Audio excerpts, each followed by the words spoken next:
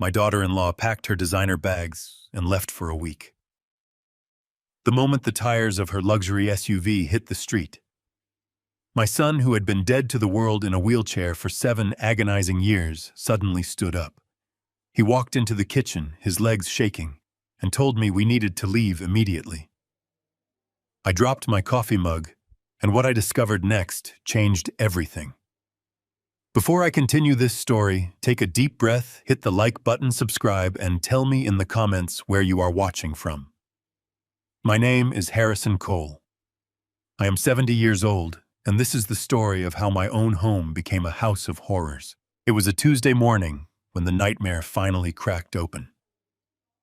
I was standing in the kitchen listening to the low hum of the refrigerator and the distant aggressive roar of Victoria's engine as she backed out of the driveway.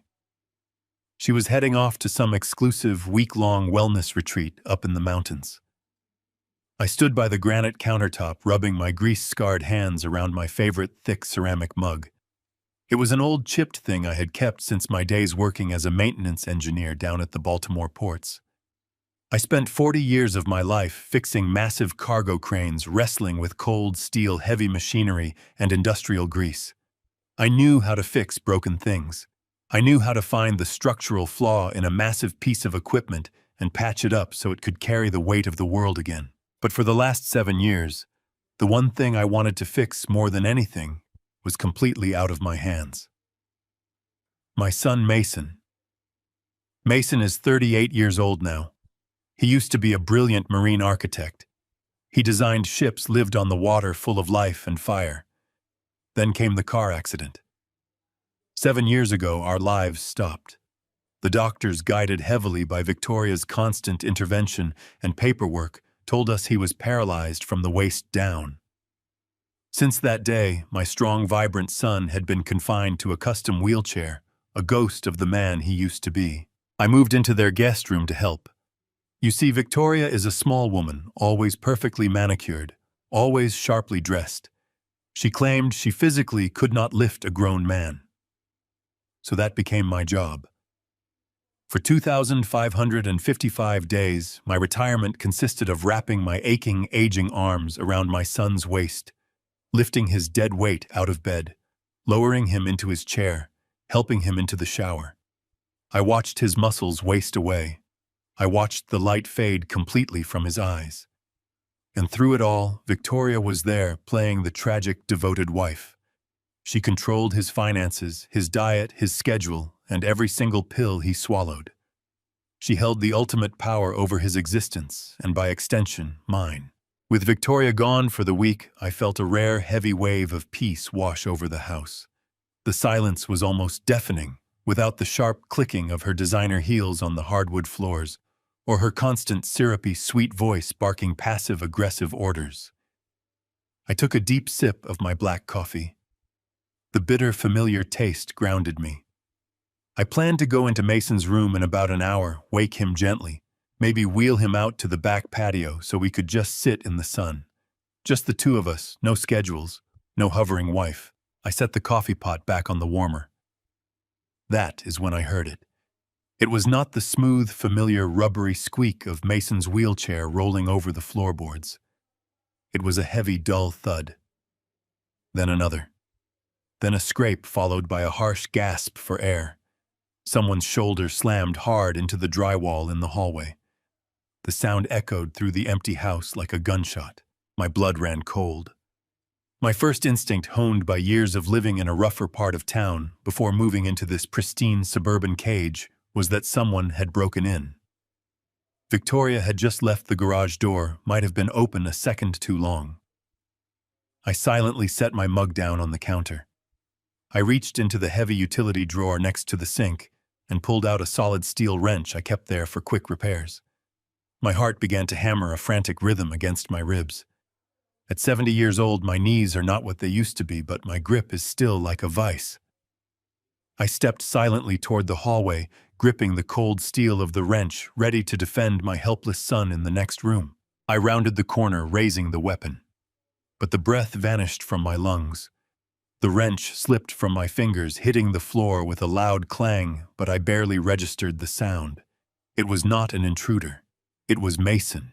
He was out of his wheelchair. He was standing.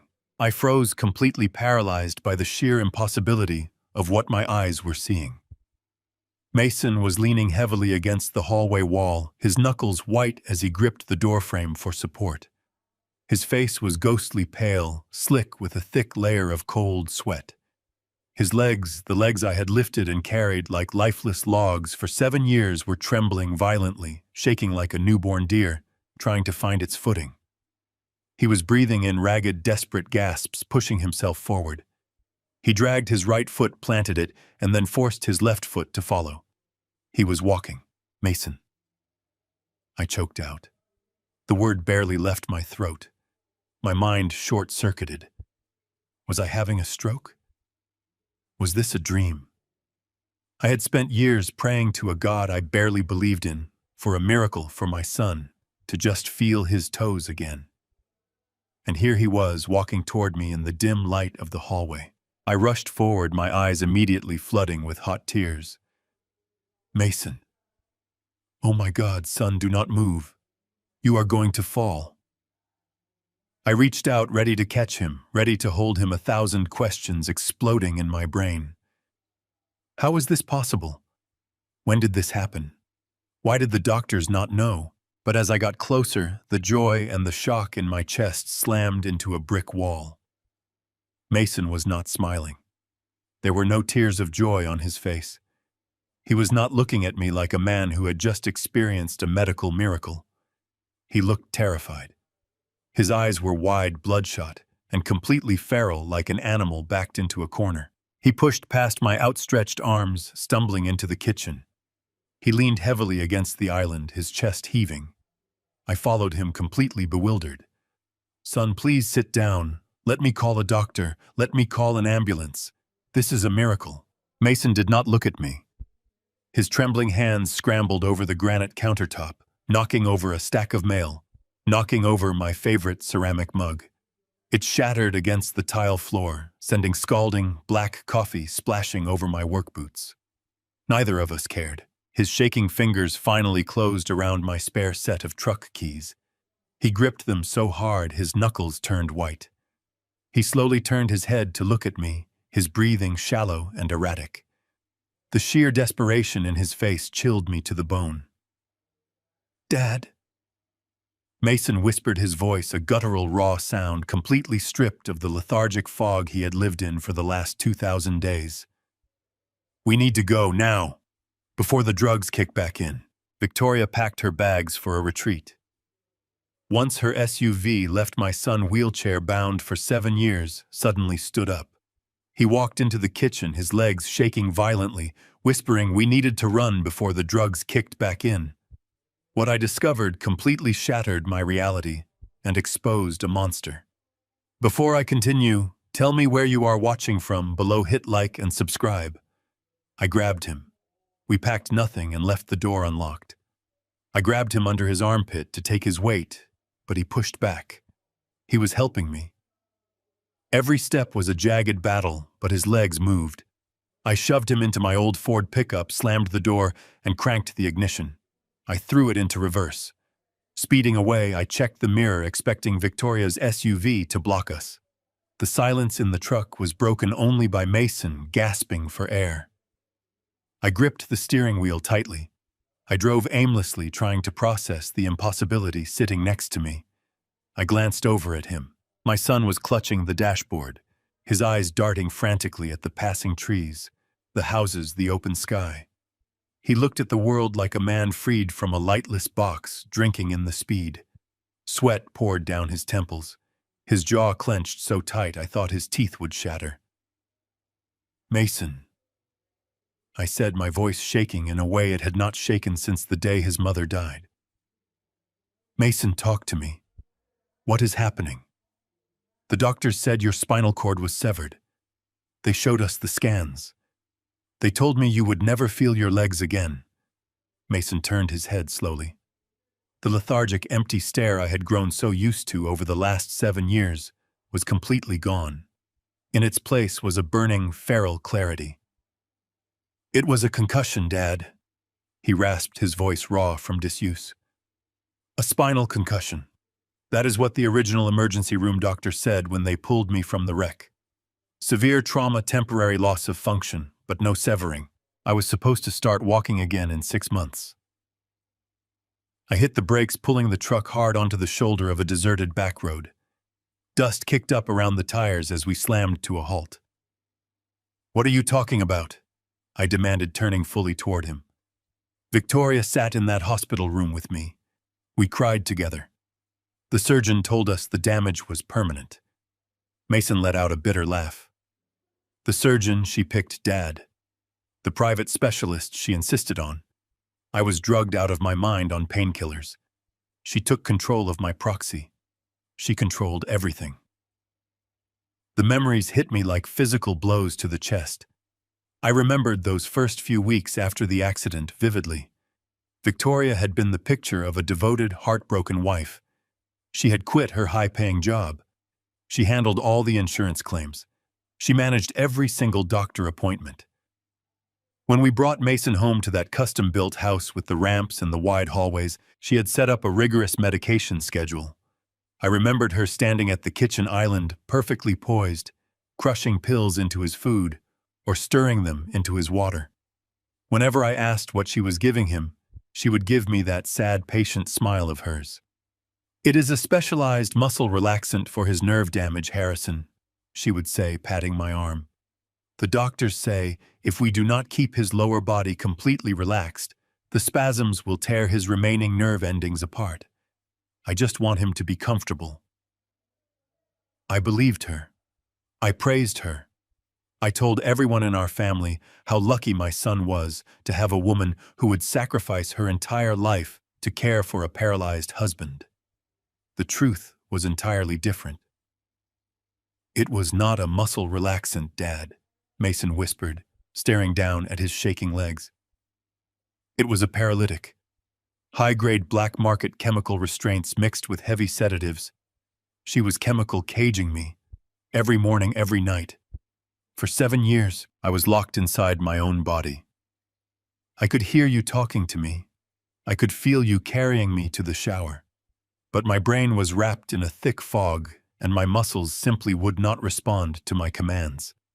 She made sure I was just lucid enough to sign papers when she guided my hand, but dead enough to never ask questions." My stomach violently turned. I felt a wave of nausea so intense I had to open my door and spit onto the gravel. 7 years. 2,555 days of watching my son rot away in a chair, thinking God had dealt us a cruel hand, when all along the devil was pouring his morning coffee. I gripped the door frame, my vision swimming with a rage I had never known existed.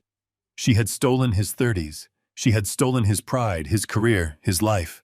And I had helped her do it by lifting him into that damn chair every single day. I pulled myself back into the driver's seat, wiping my mouth with the back of my hand. I looked at Mason. His breathing was starting to steady, but his eyes were still wild. "If she has been keeping you heavily drugged for 7 years, I said, my voice dropping to a dangerous low octave, "how are you sitting here right now? How did you break through the fog? How are you standing?" Mason leaned back against the headrest, closing his eyes for a brief moment. When he opened them, the terror had receded, replaced by a cold, calculating anger. "A month ago," he began, his voice steadying, "Victoria made me my morning smoothie. She always put the pills in the smoothie because the taste of the berries hid the chemical bitterness. She set it on the tray, attached to my wheelchair, and went upstairs to take a phone call. I tried to lift the cup, but my hand spasmed. I knocked the entire thing over right off the patio deck." He swallowed hard, looking out the windshield. The neighbor's golden retriever had wandered into our yard. It licked up the spill before I could make a sound. 10 minutes later, I watched that dog collapse on the grass. It started foaming at the mouth. Its back legs completely gave out. It lay there paralyzed, whining in panic for 4 hours until the chemicals finally wore off, and it dragged itself back home. Mason turned to look me dead in the eye. That was when the fog lifted just enough for me to realize what I was drinking. For 30 days I have been pretending to swallow her pills. I would hold them under my tongue, wait for her to turn around, and spit them into my napkin. Every night, while you and she were fast asleep, I would secretly drag myself out of bed and force myself to stand in the dark. I have been quietly building my strength back, just desperately waiting for the day she would finally leave this house. I stared at my son in the passenger seat, my mind struggling to process the sheer magnitude of the horror he had just described. For 30 agonizing days, he had suffered in absolute silence, trapped in his own home, acting as a prisoner while secretly rebuilding his broken body in the dark. I put the truck back into gear, the heavy tires crunching loudly against the gravel shoulder as I merged back onto the main road. The engine roared, matching the frantic pulse beating wildly in my ears. I asked him where we needed to go, expecting him to name a local police station or a law office downtown. Instead, he stared straight ahead through the dirty windshield and told me to drive to Baltimore Harbor. Specifically, he told me to head directly to Pier 4. I asked him what was waiting for us at Pier 4, but his jaw remained clamped tightly shut. He just shook his head, his breathing still heavy, and labored from the monumental physical effort of walking out of that house unassisted. The silence between us stretched out thick and suffocating, broken only by the steady hum of the tires on the asphalt. As I navigated the winding roads leading toward the city limits, the puzzle pieces of the last 7 years began clicking together in my mind with terrifying clarity. Every strange incident, every fiercely overprotective gesture Victoria had ever made, suddenly morphed from acts of profound love into the calculated moves of a ruthless warden. I remembered the countless times I had begged her to let me take Mason to a new specialist in Boston or New York. I had spent long nights researching experimental therapies and cutting-edge rehabilitation centers that promised hope.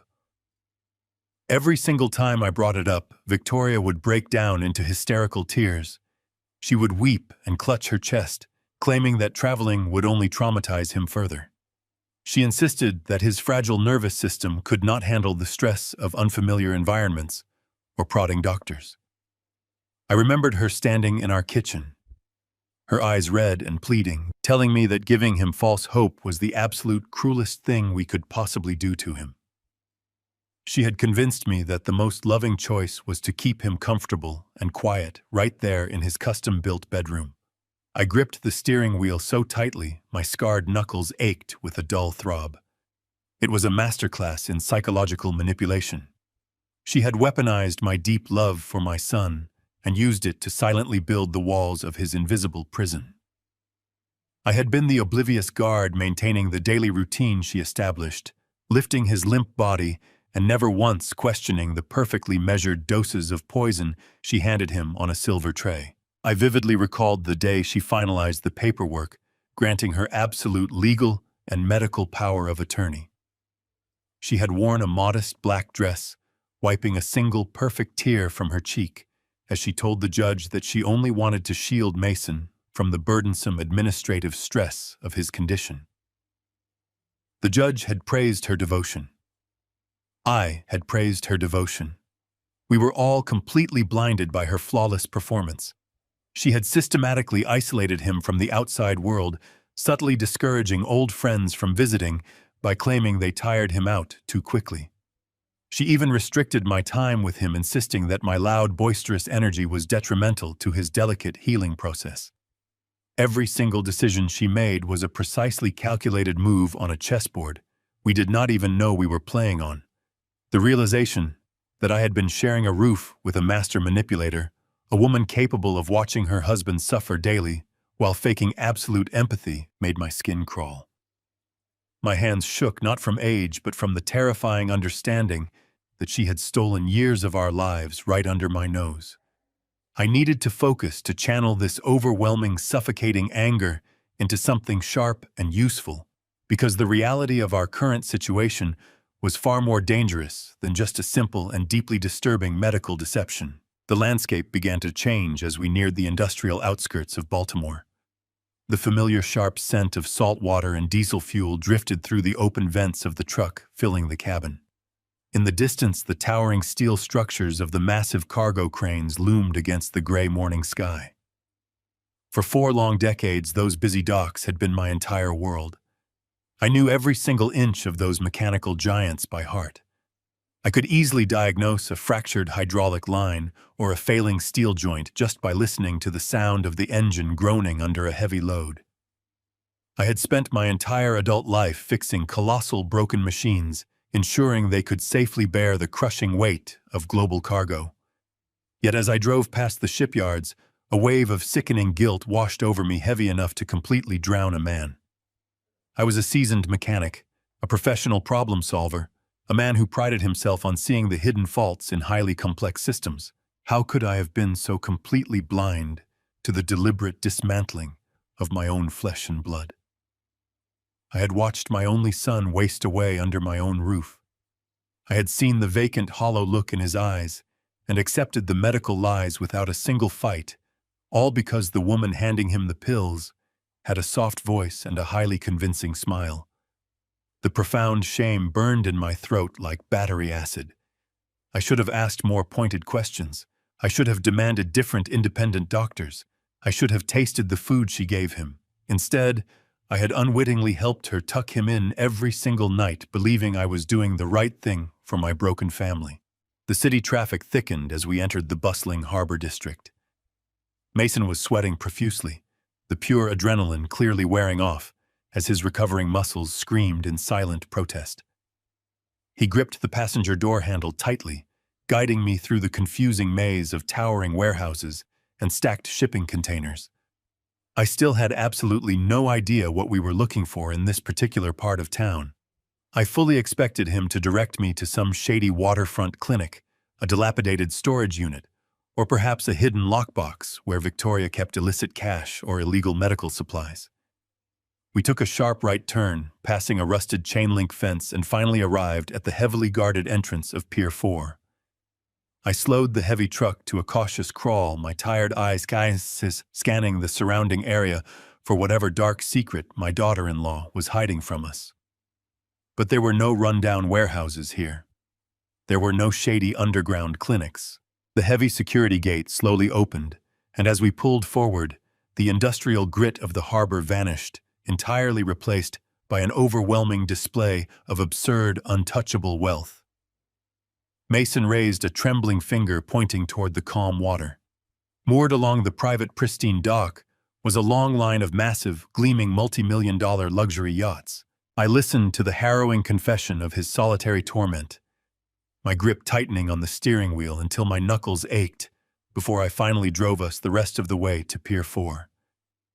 I parked the truck, staring at the sleek white hulls reflecting the morning sun, completely unable to comprehend what my son was showing me. We stepped out into the humid harbor air. Mason leaned heavily on my shoulder, his breathing ragged, but his determination absolute. We walked slowly toward the towering security gate that separated the public street from the private slips. Behind the wrought iron fence, a fleet of at least 5 pristine luxury vessels bobbed gently in the dark water. The largest of them all, a massive flagship yacht with 3 decks and tinted panoramic windows, was moored directly in front of us.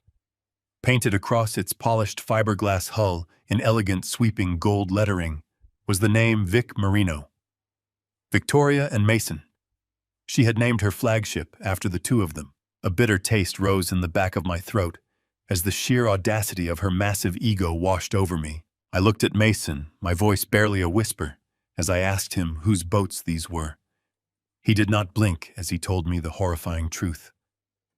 When the court awarded him a $12 million settlement after the tragic accident, Victoria had taken immediate and total control of the funds. She told me, and she told the entire extended family, that the money was legally locked away in a high-yield, untouchable medical trust. She claimed it would safely cover his lifelong specialized care, his expensive automated equipment, and his daily physical therapy sessions. We all praised her prudent financial planning and her dedication to his future. But there was no medical trust. Mason looked at the gold letters on the hull, and told me that she had drained every single penny of his settlement to purchase this entire charter fleet. While I was changing his bedsheets and spoon-feeding him his dinner, she was building a massive empire with his blood money. The security gate was heavily guarded by a young man in a crisp white uniform standing inside a climate-controlled booth. He stepped out, holding a clipboard clearly ready to turn away an old man in dirty work boots and a stumbling man in sweatpants. But I spent 40 years on these very docks. I knew the language of the harbor better than anyone. I recognized the security badge on his chest. It was from a private contracting firm run by an old friend of mine, Jimmy Callahan. I walked up to the guard, looked him dead in the eye, and told him I was Harrison Cole, Jimmy's old union brother from Pier 9. I said we needed to urgently inspect the electrical junction boxes on the Vic Marino for a potential fire hazard. The young guard hesitated, looked at my grease-stained jacket, looked at my exhausted son, and then tapped his shoulder radio to confirm my story. A few agonizing seconds later, he pressed a green button on his console, and the heavy metal gate slowly slid open. My old port connections still held significant weight. As we walked onto the pristine wooden docks, my seasoned instincts kicked into high gear. I looked around at the sheer scale of the operation surrounding us. Managing a luxury charter fleet of this magnitude is absolutely not a passive investment. It requires daily grueling operations. It demands constant coordination with specialized maintenance crews, managing a large staff of licensed captains and hospitality workers, and handling a massive continuous flow of cash. I remembered how Victoria would come home in the late afternoons, kicking off her designer heels, dramatically rubbing her temples, and complaining about how thoroughly exhausted she was from dealing with the stubborn medical insurance companies all day. She would sigh heavily, pour herself a large glass of expensive wine, and say she just needed an hour of complete silence to recover from the stress of managing his care. She had played the role of the exhausted homebound caregiver, flawlessly putting on an Oscar-worthy performance for my specific benefit. In reality, she was spending her days down here in the bright sunshine, barking orders at her staff, reviewing massive financial ledgers, and running a multi-million-dollar maritime business completely behind our backs. The sheer magnitude of her deception was staggering to process. It required a level of cold, sociopathic calculation that I could not even begin to fathom. She had compartmentalized her life so perfectly that not a single drop of her secret corporate empire ever spilled over into our quiet suburban home. She had smiled in my face every morning while stealing my son's entire future. Mason tugged urgently on my sleeve, pulling my fractured attention away from the floating palaces. He pointed toward a sleek, modern building constructed of tinted glass and dark steel, situated at the far end of the private dock. It was the harbor master's private office, a highly restricted area meant only for fleet owners and top-level executive management. We moved slowly toward it, every single step an agonizing physical effort for my son. His legs were shaking so violently I thought he might collapse right there on the wooden planks, but pure, unadulterated rage kept him moving forward. I kept my arm firmly wrapped around his waist, supporting his weight, marveling at the sheer willpower radiating from his fragile frame. We finally reached the heavy glass door of the private office. There was no traditional keyhole, only a highly sophisticated biometric lock system with a digital keypad glowing softly in the morning light. I felt a sudden surge of panic tighten my chest. We had absolutely no way to get inside a secure facility like this. I turned to Mason, ready to tell him we needed to leave immediately before someone asked too many questions and called the police. But Mason simply leaned forward, his face pale and dripping with cold sweat. He looked at the glowing keypad with a terrifyingly calm and calculated expression. "She thinks I am a vegetable, Dad," Mason said, his voice a low, steady rumble that completely lacked any fear. "She thought I was completely dead to the world, trapped in my own mind. She did not realize I was watching her every single move through half-closed eyes. I memorized her master passcode before she drugged me today." He reached out his trembling hand, pressed his thumb against the biometric sensor to wake the screen, and swiftly typed a long code. The heavy door clicks open. We stepped inside, leaving the bright harbor sun behind us, and plunged directly into the dark heart of her meticulously constructed empire. I could feel the cold air conditioning wash over my face, carrying a faint trace of her expensive perfume. We were finally crossing the invisible threshold into her hidden life. The true nightmare of her deception was standing right before my eyes. Every single thing we found inside this room was going to completely change the entire trajectory of our shattered family lives forever. The heavy glass door clicked shut behind us, completely sealing off the sounds of the bustling harbor and the cries of the seagulls circling the docks. We were entirely enveloped in a sudden suffocating silence. The harbor master's private office was a masterclass in modern unapologetic luxury. The floors were polished dark mahogany gleaming flawlessly beneath recessed lighting that cast a soft warm glow across the spacious room. Floor-to-ceiling windows offered a commanding panoramic view of the entire private marina, perfectly framing the fleet of immaculate yachts Victoria had purchased with my son's stolen future. A massive, sleek desk carved from solid walnut dominated the center of the room, completely devoid of any family photographs or personal mementos. There were no pictures of Mason. There was absolutely nothing in this opulent sanctuary to indicate that the woman who ran this maritime empire had a paralyzed husband rotting away in a custom-built suburban prison. She had meticulously separated her two worlds. This pristine office was the ultimate monument to her towering sociopathic greed. I guided Mason toward a heavy leather chair, positioned in front of the sweeping windows, my own muscles burning with the sheer effort of supporting his trembling frame. He collapsed into the deep cushions, his chest rising and falling in rapid, shallow bursts. His face was slick with a fresh layer of cold sweat, his skin possessing a sickly, translucent pallor that made my heart ache with a violent, protective fury.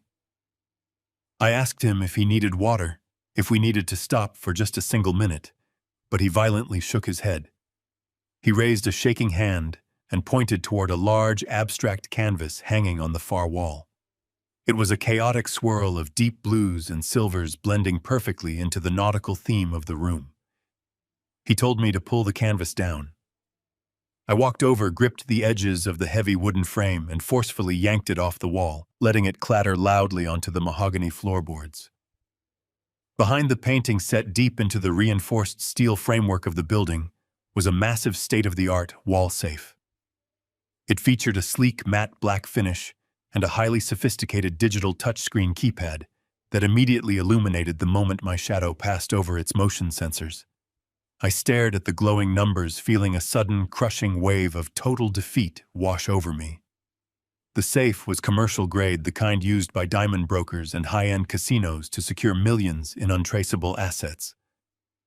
There was absolutely no way we were getting inside without heavy explosives or a team of professional safecrackers. I turned back to Mason, ready to tell him that we had hit a permanent dead end, that we needed to leave this office immediately and find a different way to expose her massive web of lies. But my son did not look defeated. He did not look like a man who was ready to surrender. He slowly pushed himself up from the leather chair, utilizing every single ounce of strength he had secretly cultivated during those long, agonizing nights in his dark bedroom. I rushed to his side to brace his shoulder, feeling the violent tremors racking his emaciated body. He waved me off, gritting his teeth in raw defiance. He limped toward the glowing keypad, his eyes completely locked onto the digital screen with a terrifying laser-focused intensity. He placed his left hand against the cold steel of the wall to steady himself and raised his right hand toward the illuminated numbers. I asked him what he was doing, completely bewildered by his sudden burst of manic determination. Without turning his head, he explained his desperate, brilliant strategy. He told me that for the last 3 weeks, while Victoria firmly believed he was entirely unresponsive and trapped in a heavy drug-induced coma, he had been meticulously studying her every single movement. He had watched her routinely open her personal tablet, her banking applications, and her private encrypted folders. He had silently observed the precise rhythm of her fingers, the tiny, almost imperceptible shifts in her body language, and the exact sequence of numbers she favored when she thought absolutely no one in the world was watching her. He explained that a woman as relentlessly controlling and intensely arrogant as Victoria would never rely on a random generated security sequence. She would use a mathematical pattern, something deeply rooted in her own twisted logic, an algorithm that she felt made her undeniably smarter than everyone else around her. Mason had spent hundreds of hours locked in his wheelchair, completely unable to speak or move, doing nothing but calculating those specific sequences in his mind. He had turned his silent chemical prison into a mental war room. He took a deep, shuddering breath, his hand hovering over the glowing keypad. He punched in a complex string of 12 digits, his fingers moving with a sudden, surprising fluidity that betrayed his severe physical exhaustion. He paused for a fraction of a second, his jaw clenched so tightly I thought his teeth might shatter under the immense pressure. Then he pressed the final key. The digital screen flashed a bright, vibrant green. A heavy mechanical clunk echoed loudly from deep within the thick steel door, followed by the smooth, satisfying hiss of the motorized locking bolts sliding back into their chambers. The heavy door swung open, revealing the dark, cavernous interior of the safe. I stood completely paralyzed, absolutely stunned by the sheer brilliance of my son. He slumped heavily against the wall, utterly exhausted, gesturing for me to empty the contents. I stepped forward and reached into the cold metal cavity. The safe was packed to the absolute brim with neatly organized manila folders, thick legal binders, and heavy stacks of official banking documents. I pulled the first stack out and dropped it onto the massive walnut desk. The truth was finally staring us directly in the face, and it was infinitely more horrifying than I could have ever possibly imagined. There were dozens of statements from offshore banking institutions located in the Cayman Islands, the Bahamas, and Switzerland.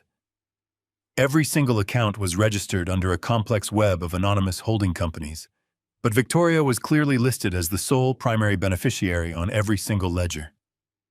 I opened a thick black binder and found the original documents from Mason and his accident settlement.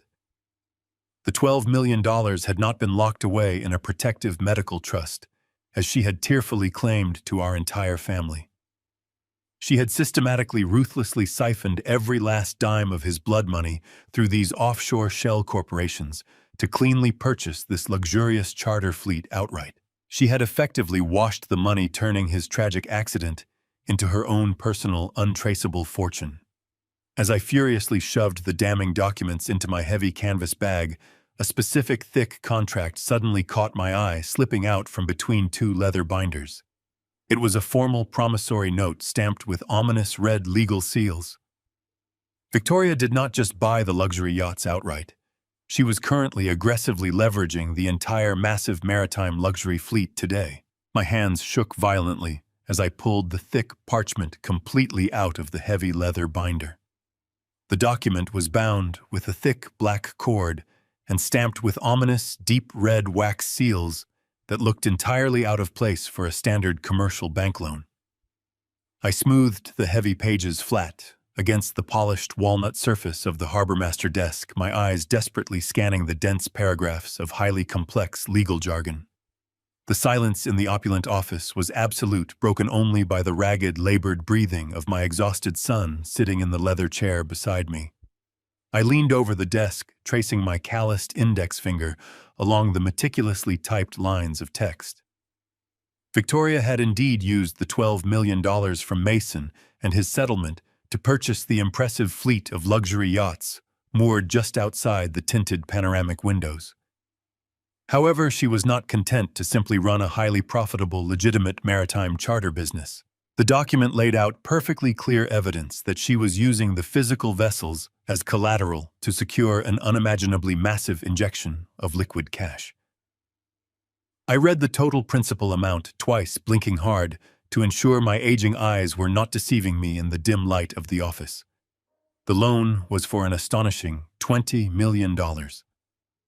My mind struggled to process the sheer magnitude of that number. Why would a woman who already controlled a thriving multi-million-dollar fleet desperately need an immediate cash injection of $20 million?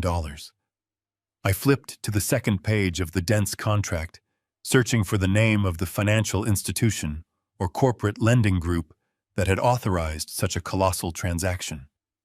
What I found instead sent a jagged shard of pure, unadulterated ice straight down my spine. There was no legitimate commercial bank listed anywhere on the document. The lender was listed only as a highly obscure private equity holding firm based out of an industrial sector in northern New Jersey. I had spent 40 long years working on the gritty, unforgiving cargo docks of the East Coast and handling massive freight contracts for various shipping companies. I knew exactly how the dark underbelly of the maritime shipping industry operated in the shadows. I recognized the specific name of the holding company immediately. It was a well-known, heavily insulated front for a notoriously brutal organized crime syndicate that controlled the underground ports from Baltimore all the way up to Boston. They were absolutely not the kind of men who negotiated missed payments over polite phone calls or sent stern letters through corporate lawyers or allowed anyone to casually walk away from their obligations. They were the kind of men who settled their outstanding debts with overwhelming catastrophic violence. I quickly read through the deeply buried repayment clauses, my stomach violently churning with every single horrifying sentence. The terms of the underground loan were explicitly, deliberately designed to be impossible to fulfill. The interest rates were astronomically high, compounding weekly at a rate that would bankrupt a small nation. The collateral clauses did not just lay claim to the physical yachts floating outside. They included blanket liens on every single piece of property, every investment account, and every personal asset associated with the borrower. The implicit threat woven into the cold legal text was unmistakable and utterly devoid of any mercy or room for negotiation. Defaulting on this massive underground debt did not simply mean losing the business or facing financial ruin.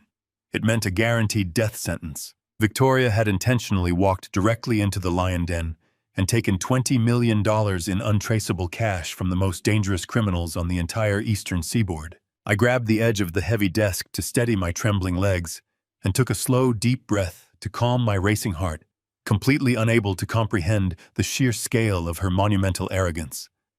But the true, horrifying depth of her sociopathic brilliance did not fully hit me until I flipped frantically to the very last page of the binding contract. I stared down at the signature line located at the bottom right corner of the document. Victoria had not signed her own name to secure the $20 million.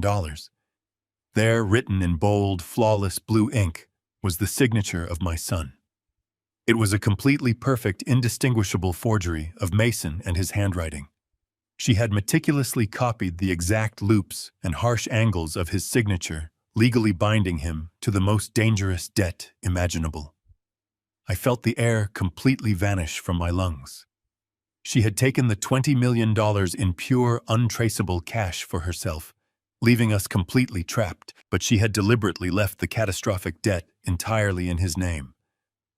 When the brutal men from the New Jersey crime syndicate inevitably came looking to collect their massive repayment, they would not be looking for Victoria. They would be hunting down the man whose signature was on the dotted line. They would be coming directly for my paralyzed, defenseless son. She had effectively painted a massive glowing target right on his chest. If she vanished with the money, the mob would tear through our lives, destroy our home, and mercilessly kill him to balance their ledgers. She was setting him up to take the ultimate fall for her monumental theft. I slowly turned my head to look at Mason. He was watching my face with a deeply hollow, terrified expression, reading the absolute panic spreading across my features. He asked me what I had found in the paperwork. I could not even find the breath to form the necessary words to explain the horrific reality of our current situation. I simply handed him the final page of the heavy contract. He stared down at his own perfectly forged signature, his eyes wide and unblinking. His chest began to heave with rapid, shallow breaths as the terrifying implications of the document finally settled over him. We were no longer just dealing with a greedy, manipulative wife who had stolen his initial medical settlement. We were now dealing with highly organized professional killers who held a legally binding claim to his very existence. My eyes darted back to the top of the final page drawn to the tiny black numbers stamped next to the official notary seal. It was the exact date the catastrophic loan execution had been formally finalized and officially recorded into the underground system. I read the date 3 times over, a sickening wave of pure terror washing over my entire body. The massive financial transaction had been fully completed and signed just 3 days ago. Victoria had received the $20 million in liquid cash exactly 72 hours before she packed her expensive designer bags and cheerfully announced she was leaving town for a relaxing wellness retreat in the quiet mountains. I looked up from the desk, meeting my son and his terrified, bloodshot eyes. The dark, terrifying truth finally shattered the last remaining illusions I held about the woman living under my roof. She is not at a wellness retreat. Mason, I growled, the blood completely draining from my face. She is undoubtedly securing her escape route. The heavy truck engine roared like a caged beast, a guttural mechanical protest that seemed to mock the fragile, uneasy silence of the harbor. I yanked the steering wheel hard to the left, the heavy tires screeching against the coarse asphalt as I swung us away from that dock of stolen dreams and hidden agendas. I did not care about the speed limit, the red lights, or the startled looks of the few harbor workers who paused to watch our frantic departure. I drove like a man possessed by the singular burning need to put as much distance as humanly possible between my son and the life-ending trap he had been lured into. Mason sat beside me, the thick, heavy stack of documents clutched to his chest like a holy shield. His knuckles were stark white, his eyes fixed on the rearview mirror, as if he expected a black sedan to come screaming around every corner, hungry for our blood. My brain was firing, processing every piece of information we had just pulled from that safe.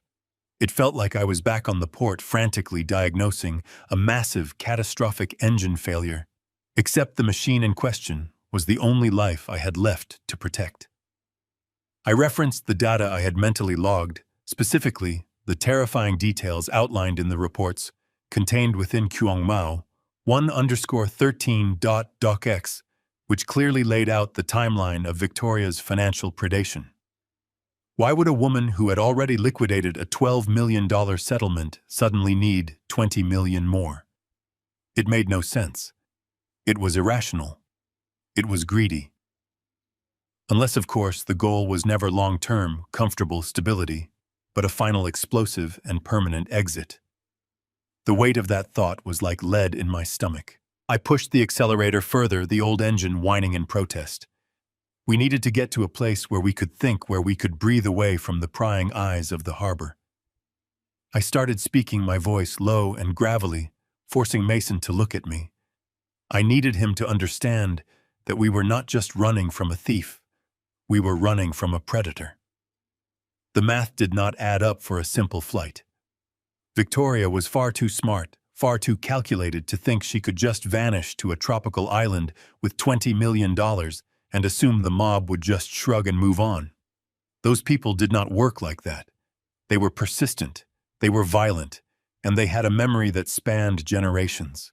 It hit me then, a cold, sickening realization that stopped my heart for a fraction of a second. The information in Kyungmao 2_13.docx offered the perfect, brutal context for what we were dealing with. She had not just stolen the money, she had created a debt that was impossible to repay. A debt that was tied to a life. The syndicate would not hunt her down in the Caribbean. They would hunt the debtor. And that debtor, according to their documents, was Mason. She was setting the stage for a tragic, clean-cut end. A paralyzed man drowning in debt to dangerous men, finally choosing to end his own suffering. It was the perfect narrative, a story the mob would accept and the police would not question. Every mile we put between ourselves and the harbor felt like an eternity. Mason began to speak, his voice raspy and thin, telling me about the late nights in his room, how he would listen to her on the phone, the hushed tones, the cold business-like way she talked about expiring assets and final settlements. I had been so blind. I had spent my life fixing engines, ensuring the giant steel beasts on the pier could bear their loads without buckling yet. I could not see the structural weakness in my own son's marriage until it had already collapsed around our ears. My heart ached as I looked at him. He had been a prisoner, a ghost in his own house, and I was the one who had pushed the wheelchair. I had been the one to feed him, to bathe him, all the while thinking I was the good father, the protector.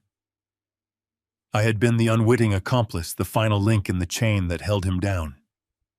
The guilt was a physical weight heavier than the cargo ships I used to load.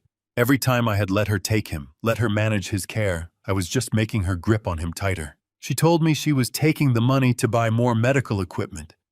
Dad Mason said, his eyes unfocused as he looked out the window. She said the trust would last forever. Forever. That was the word that kept echoing in my mind. She had bought herself a forever with our lives, and now she was selling us to the highest bidder to fund her departure. It was not just greed. It was pure distilled contempt. She looked at us, at my son, at me, and saw nothing but a means to an end. We were resources to be mined, and once the vein was tapped dry, we were to be discarded.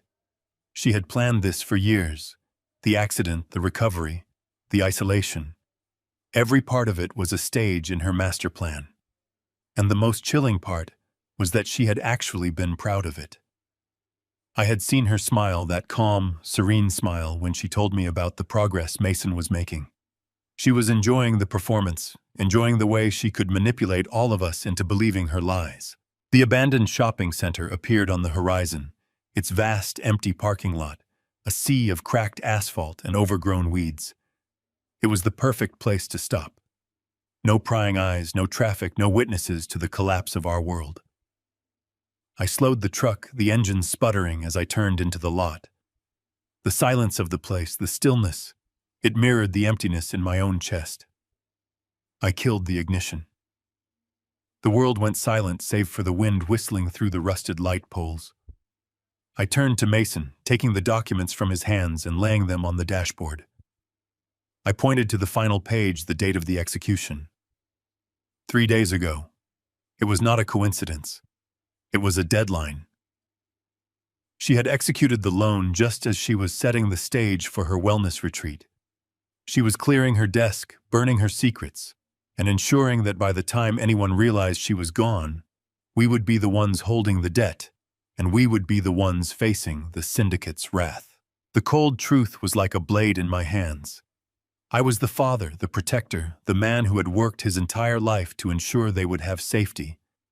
And I had failed so spectacularly that I had not even realized my son was being sold to a mob syndicate.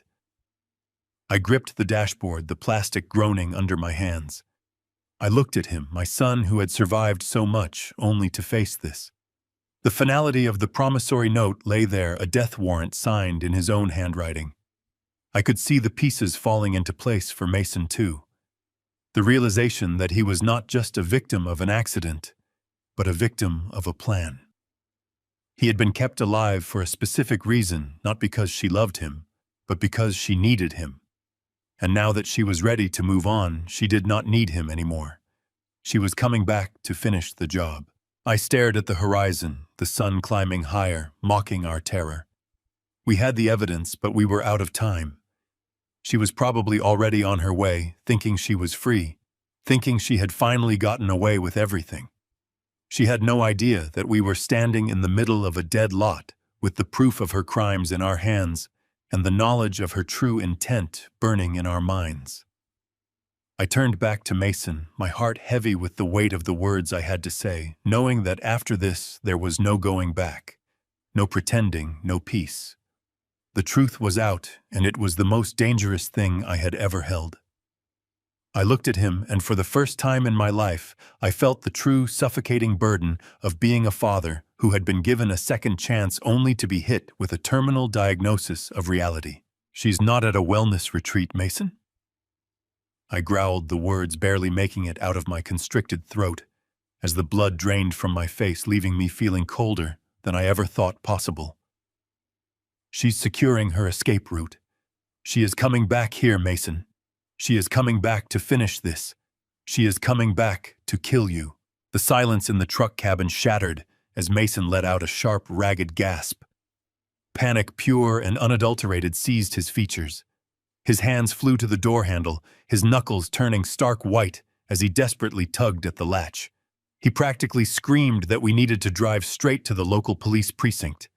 He wanted to throw the stack of forged offshore bank statements and the life-threatening promissory note directly onto a detective desk. He wanted to demand an immediate arrest, begging for squad cars to rush to the airport or the mountain resort or wherever Victoria was currently hiding. His chest heaved with frantic, shallow breaths as he visualized handing the authorities the key to his salvation.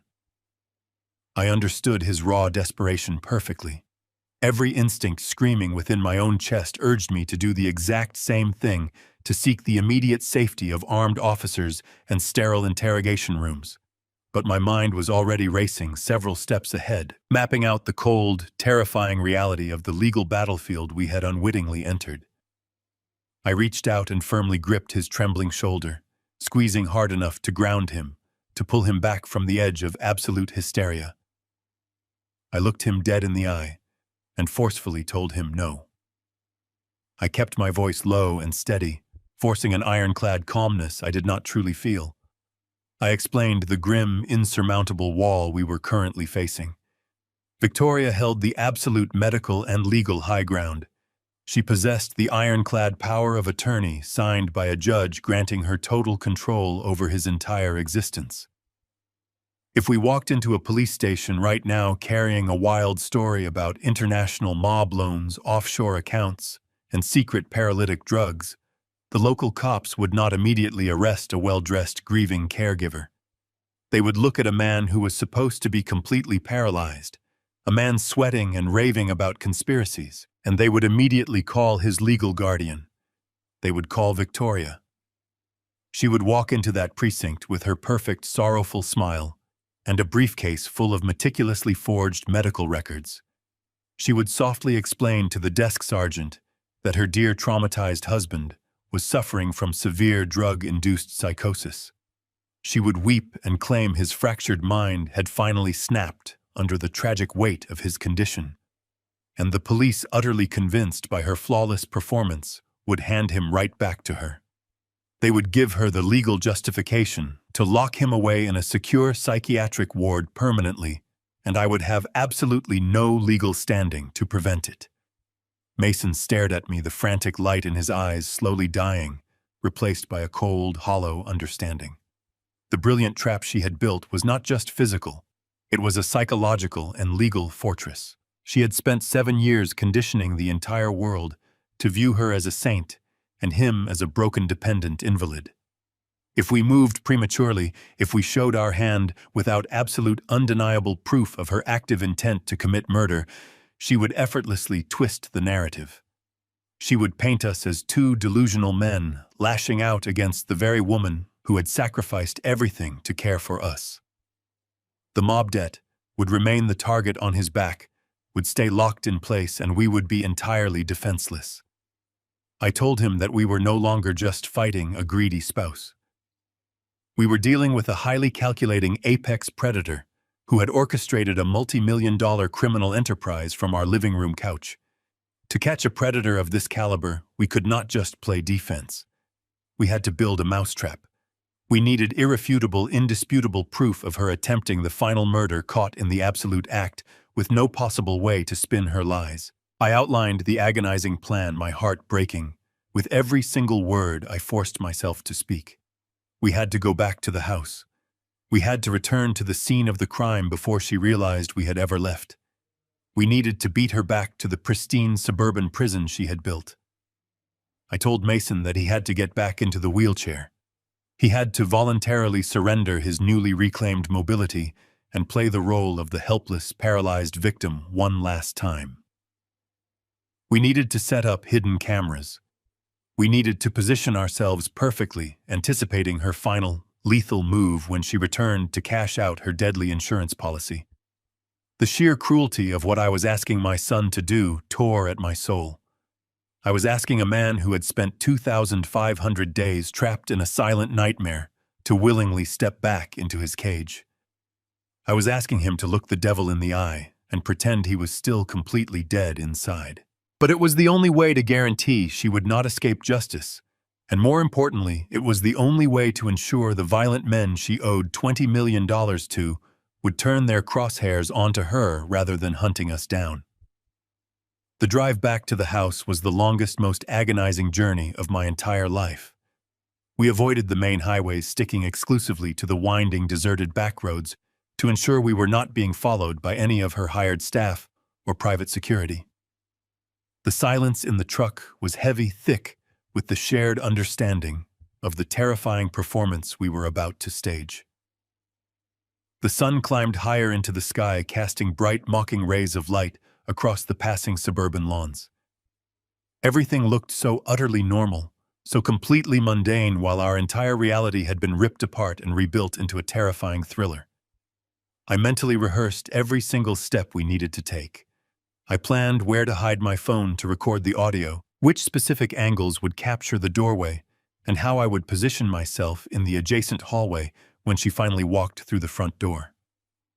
I had to play my part flawlessly, too. I had to remain the clueless, grieving father, entirely oblivious to the monster standing in my kitchen. We finally turned onto our familiar street, the manicured lawns and perfectly painted mailboxes looking like the set of a grotesque play. I pulled the heavy truck into the driveway, the engine cutting out with a final metallic shudder. The house stood before us, quiet and imposing. We walked through the front door, the heavy silence of the empty rooms pressing down on us like a physical weight. We moved slowly into the living room. There, sitting perfectly still in the center of the plush rug, was the motorized wheelchair. It was the absolute symbol of his 7-year torture. Mason stopped dead in his tracks, staring at the heavy leather straps. His hands balled into tight fists, his entire body trembling violently, with tears of unadulterated rage. With a sharp, shuddering breath, he stepped forward, lowered himself back down into the chair, and began strapping his useless-looking legs tightly into the metal footrests. The trap was finally set for her return. I watched my son strap his lifeless legs into the cold metal footrests of his wheelchair. The sight of him returning to that mechanical prison shattered my heart, but we had no choice. We were hunters now, and Victoria was our prey. The trap was set, but it was useless without eyes and ears. I needed undeniable evidence of her malicious intent, captured in high definition and stored far beyond her reach. I sprinted out to my pickup truck. During 4 decades at the docks, I frequently dealt with security contractors to monitor the billions in freight moving through our port. Over the years, I accumulated a military-grade toolkit of diagnostic cameras, microlenses, and encrypted audio bugs designed for inspecting inaccessible engine cavities. I grabbed my canvas tool bag, my mind shifting from a grieving father into a cold, focused engineer. I rushed back inside, dropping the heavy bag onto the pristine hardwood floor. I told Mason to stay perfectly still while I went to work. I pulled out precision screwdrivers, high-gauge optical wire, and 3 undetectable microlenses. My calloused hands, scarred from decades of wrestling steel, moved with delicate grace. I dragged a chair to the wall and climbed up, reaching the chrome HVAC vent perfectly positioned near the ceiling. It offered an unobstructed view of the living space focused entirely on Mason. I unscrewed the cover and reached deep into the dusty metallic throat of the air duct. I spliced the microlens directly into the power supply of the digital thermostat, ensuring the camera would have a continuous stream of power. I mounted the lens behind the slats of the vent cover, rendering it completely invisible. I ran the optical wire back to a hidden transmitter unit, hardwiring it directly to an encrypted cellular hotspot I concealed within the wall cavity. The video and audio feeds would instantly upload to a secure cloud server, bypassing the local home network Victoria monitored. If she cut the power to the house or destroyed the router, our evidence would still be safely locked away hundreds of miles away. I secured the living room vent and immediately moved into the kitchen. The kitchen was the central hub of her daily operations, the exact place where she meticulously prepared his poisoned meals and crushed his paralytic pills into his morning smoothies. I found an intake vent located directly above the sprawling marble island. I worked even faster now, my heart pounding a frantic, irregular rhythm against my ribs. I unscrewed the great wired-a-second micro lens and positioned a highly sensitive audio bug designed to pick up even the faintest whispers. I wanted to capture every word she muttered, every phone call to her offshore bankers, and every clink of the pill crusher against the marble countertop. I connected the kitchen feed to the hidden hotspot, wiping the thin layer of drywall dust from my sweating forehead with the back of my sleeve. I was racing against an invisible, terrifying clock, constantly waiting for the sound of tires pulling into the driveway. Next, I moved swiftly down the carpeted hallway and stepped into the master bedroom. The air in the room was heavy with the suffocating scent of her expensive floral perfume. The luxurious king-sized bed, the massive walk-in closet, and the pristine vanity all made my stomach turn. This was the nest she built with my son and his stolen future. I forced the burning anger down and focused on the task at hand. I located a ceiling vent positioned directly above her bedside table and her private desk. I removed the cover and installed the third and final microlens, pairing it with a specialized audio bug. If she made calls to her handlers, or if she confirmed her exit strategy while packing her bags in the dead of night, I would have every syllable recorded. I carefully replaced the vent cover, ensuring the screws were perfectly aligned in their original positions, so she would not notice a single detail out of place. I gathered my tools, zipped the canvas bag shut, and rushed back down the hallway, but my work was not entirely finished. We needed to know exactly where she was going when she left the house. We needed to track her every movement, to anticipate her final lethal strike. I bypassed the living room and slipped quietly through the side door, leading directly into the attached two-car garage. Her primary SUV was missing, currently parked at whatever luxurious wellness center she was using as her alibi. However, her secondary vehicle, a sleek, dark gray luxury sedan she rarely drove, was parked in the bay. I dropped onto my back and slid smoothly underneath the rear chassis of the car, the cold concrete seeping through my thin cotton shirt. I pulled a compact military-grade GPS tracking module from my pocket. It was a heavy-duty, magnetic unit designed to withstand severe weather and rough terrain, originally meant for tracking high-value shipping containers across the country. I reached up into the dark, greasy underbelly of the vehicle, feeling around the suspension components, until I found a secure, deeply hidden recess located just above the rear axle. I pressed the heavy magnet against the solid steel frame, feeling it snap securely into place with a firm, satisfying click. I activated the unit, watching the tiny red LED light blink twice, confirming it established a strong connection with the global positioning satellites. I slid back out from under the car, wiping the thick black grease from my hands onto a rag I pulled from my tool bag. I stood up, taking a deep, shuddering breath, feeling the massive adrenaline spike slowly beginning to recede, leaving behind a profound, aching exhaustion in my bones. I had successfully transformed her pristine suburban sanctuary into a fully operational, high-tech surveillance grid. I walked back into the living room, grabbing my canvas tool bag from the floor. I looked over at Mason. He was sitting perfectly still in his wheelchair, his head tilted slightly forward, his eyes half closed flawlessly, resuming the tragic role of the broken, paralyzed victim. I gave him a curt, reassuring nod. The invisible trap was armed, the cameras were rolling, the audio bugs were listening. All we had to do now was wait for the predator to step into the crosshairs. I knelt down beside the dining room wall, picking up my precision screwdriver to tighten the very last screw on the HVAC vent cover. I gave the metal grate a final careful wipe with my sleeve, brushing a light dusting of white drywall powder off my knees and onto the rug. I took a step back, visually inspecting the room to guarantee everything was utterly flawless. Just as I turned toward Mason to tell him we were finally ready, a sharp, piercing electronic chime echoed loudly through the silent house. It was the distinct, unmistakable sound of the digital smart lock on the front door waking up. My racing heart completely stopped in my chest. Someone was rapidly punching the 6-digit access code into the electronic keypad. The electronic chime of the front door smart lock shattered the suffocating silence of the living room. My heart slammed against my ribs with the force of a massive sledgehammer. Victoria was supposed to be at her luxurious mountain wellness retreat for an entire week. This was only day 5. She was returning a full 2 days early. Panic, cold, and terrifyingly sharp flooded my veins.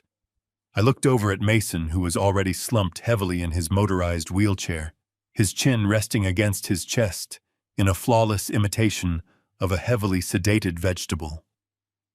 I had mere seconds to transform myself from a frantic, calculating investigator back into a tired, oblivious old man.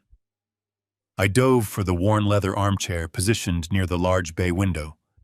I snatched yesterday's early morning newspaper from the small coffee table, snapped it open, and threw my reading glasses onto the bridge of my nose. I forced my rapid breathing to slow, commanding my entire body to exude the heavy, bone-deep exhaustion of a dedicated, overwhelmed caregiver. I draped a thin wool blanket over my lap, completely concealing the faint traces of white drywall dust that still clung stubbornly to the denim fabric of my jeans. The heavy mahogany front door swung open with a soft, ominous creak.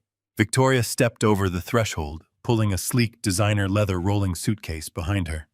She did not look like a woman returning from a deeply relaxing meditation and yoga retreat. She radiated a chilling, tightly coiled energy, like a predatory cat returning to inspect its territory. She wore a tailored black trench coat over a pristine white silk blouse, her dark hair pulled back into a severe, flawless knot. Her eyes, sharp and calculating, immediately began darting around the entryway, scanning the floors, the baseboards, and the subtle placement of the furniture. She was silently checking for any microscopic disruption in her meticulously controlled environment. I let out a loud, dramatic sigh, rustling the thick pages of my newspaper as I pretended to just notice her unexpected arrival. I looked up over the rims of my glasses, forcing a warm, weary smile onto my face. I asked her why she was home so early, injecting just the right amount of innocent, grandfatherly surprise into my gravelly voice. I told her we were not expecting her until Sunday evening. Victoria paused in the center of the foyer, her piercing gaze locking onto my face.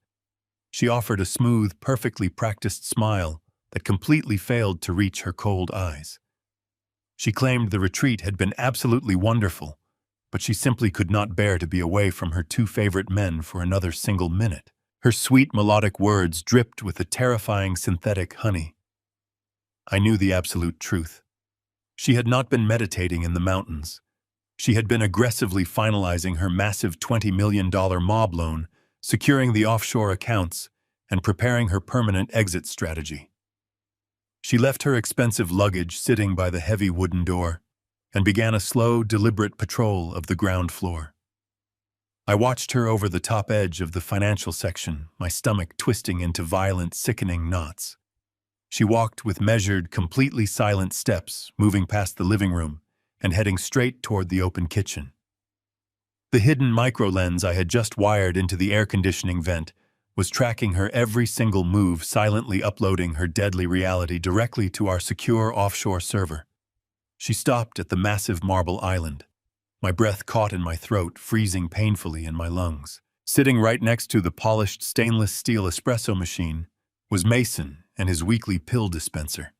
It was a brightly colored plastic container, carefully separated by days and exact times, holding the lethal cocktail of black market paralytics and heavy sedatives she used to maintain his invisible prison. When we had frantically returned to the house just 30 minutes ago, I had painstakingly replaced her toxic capsules with perfectly matched, harmless vitamin supplements.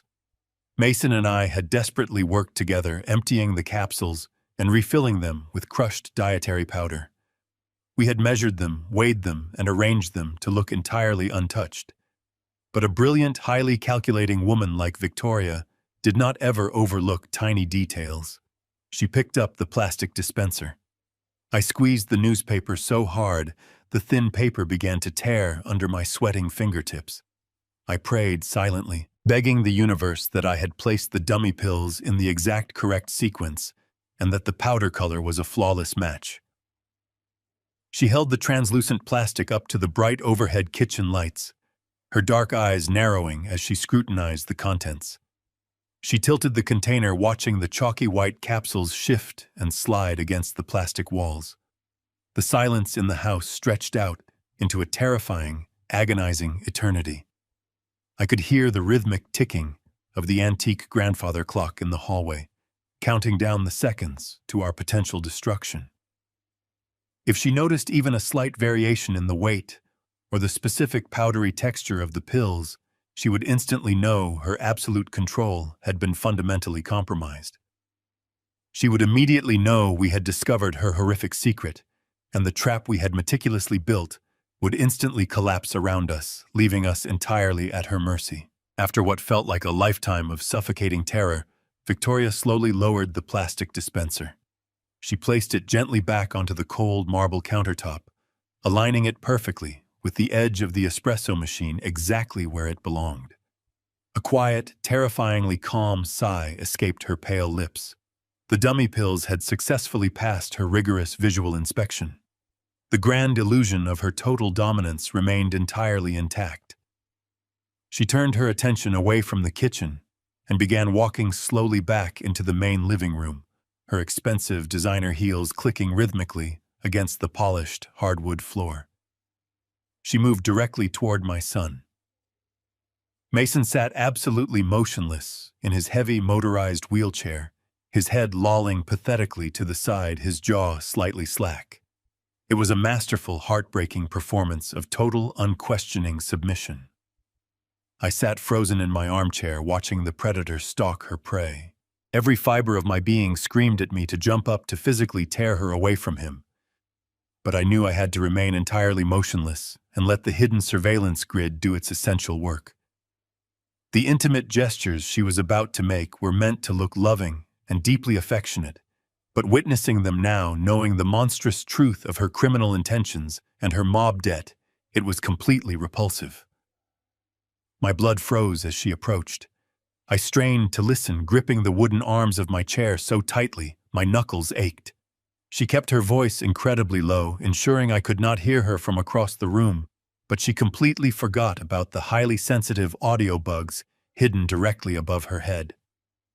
Victoria walks over to Mason, strokes his hair with terrifying fake affection, and whispers, "You've been such a good boy while I was gone. It's almost time for you to rest for good." Those whispered words hung in the stagnant air of the living room, heavy and dripping with a lethal finality. I forced my tense muscles to relax completely, burying the violent primal urge to leap from my leather armchair and physically tear her away from my son. I let out a soft, oblivious chuckle from behind my newspaper, expertly playing the pathetic part of the tired, naive old man who had simply misheard her sinister promise. I asked her what she was whispering about, carefully injecting a tone of mild grandfatherly curiosity into my gravelly voice. Victoria slowly stood up, smoothing the imaginary wrinkles from her pristine white blouse with a perfectly practiced grace.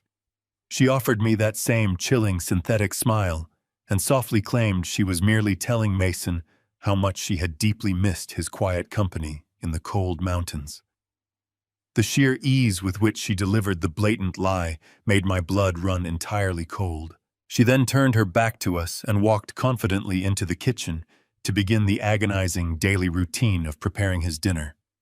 I carefully folded my newspaper and followed her, taking my usual seat at the edge of the massive marble kitchen island. My heart pounded a frantic, heavy rhythm against my ribs as I wrapped my scarred hands around a warm ceramic mug of black coffee. I watched her move around the kitchen with the terrifying efficiency of a seasoned executioner. She retrieved the brightly colored plastic pill dispenser from its spot next to the expensive espresso machine. The hidden microlens I had previously installed in the air conditioning vent directly above her head was silently recording every single calculated motion she made. I forced myself to take a slow, deliberate sip of my bitter coffee, offering her a tired, grateful smile as she reached into the dark cabinet for a heavy ceramic mortar and pestle. Every fiber of my being screamed to grab her by the throat and demand answers about the $20 million mob loan she had ruthlessly anchored to my son. But I knew that any premature confrontation would instantly destroy our fragile, meticulously constructed trap. I had to sit there in absolute silence and endure the profound psychological torture of watching her prepare his daily poison. She opened the Wednesday compartment of the pill dispenser, her manicured fingers expertly extracting the thick, chalky capsules I had desperately swapped just hours prior. She dropped the harmless vitamin powder into the ceramic bowl and began to crush it with methodical, rhythmic strikes. I casually asked her about the specific details of her wellness retreat, forcing her to weave an intricate, completely fabricated tale about mountain hiking and deep meditation sessions while she systematically grounded the white powder into a fine paste. She stirred the powder into a bowl of pureed chicken and vegetables, humming a soft, cheerful melody under her breath as she prepared the toxic slurry. She picked up the ceramic bowl and walked back into the living room, her expensive designer heels clicking loudly against the polished hardwood floor. I followed closely behind her, carrying a folded white cloth napkin, maintaining the established routine of a dutiful, supportive father assisting with the evening feeding. Mason sat absolutely motionless in his heavy motorized wheelchair, his head tilted downward, his jaw slightly slack. He played his part flawlessly, a masterful and deeply tragic performance of total, unquestioning submission. Victoria knelt gracefully beside his chair, scooping a small portion of the pureed mixture onto a silver spoon.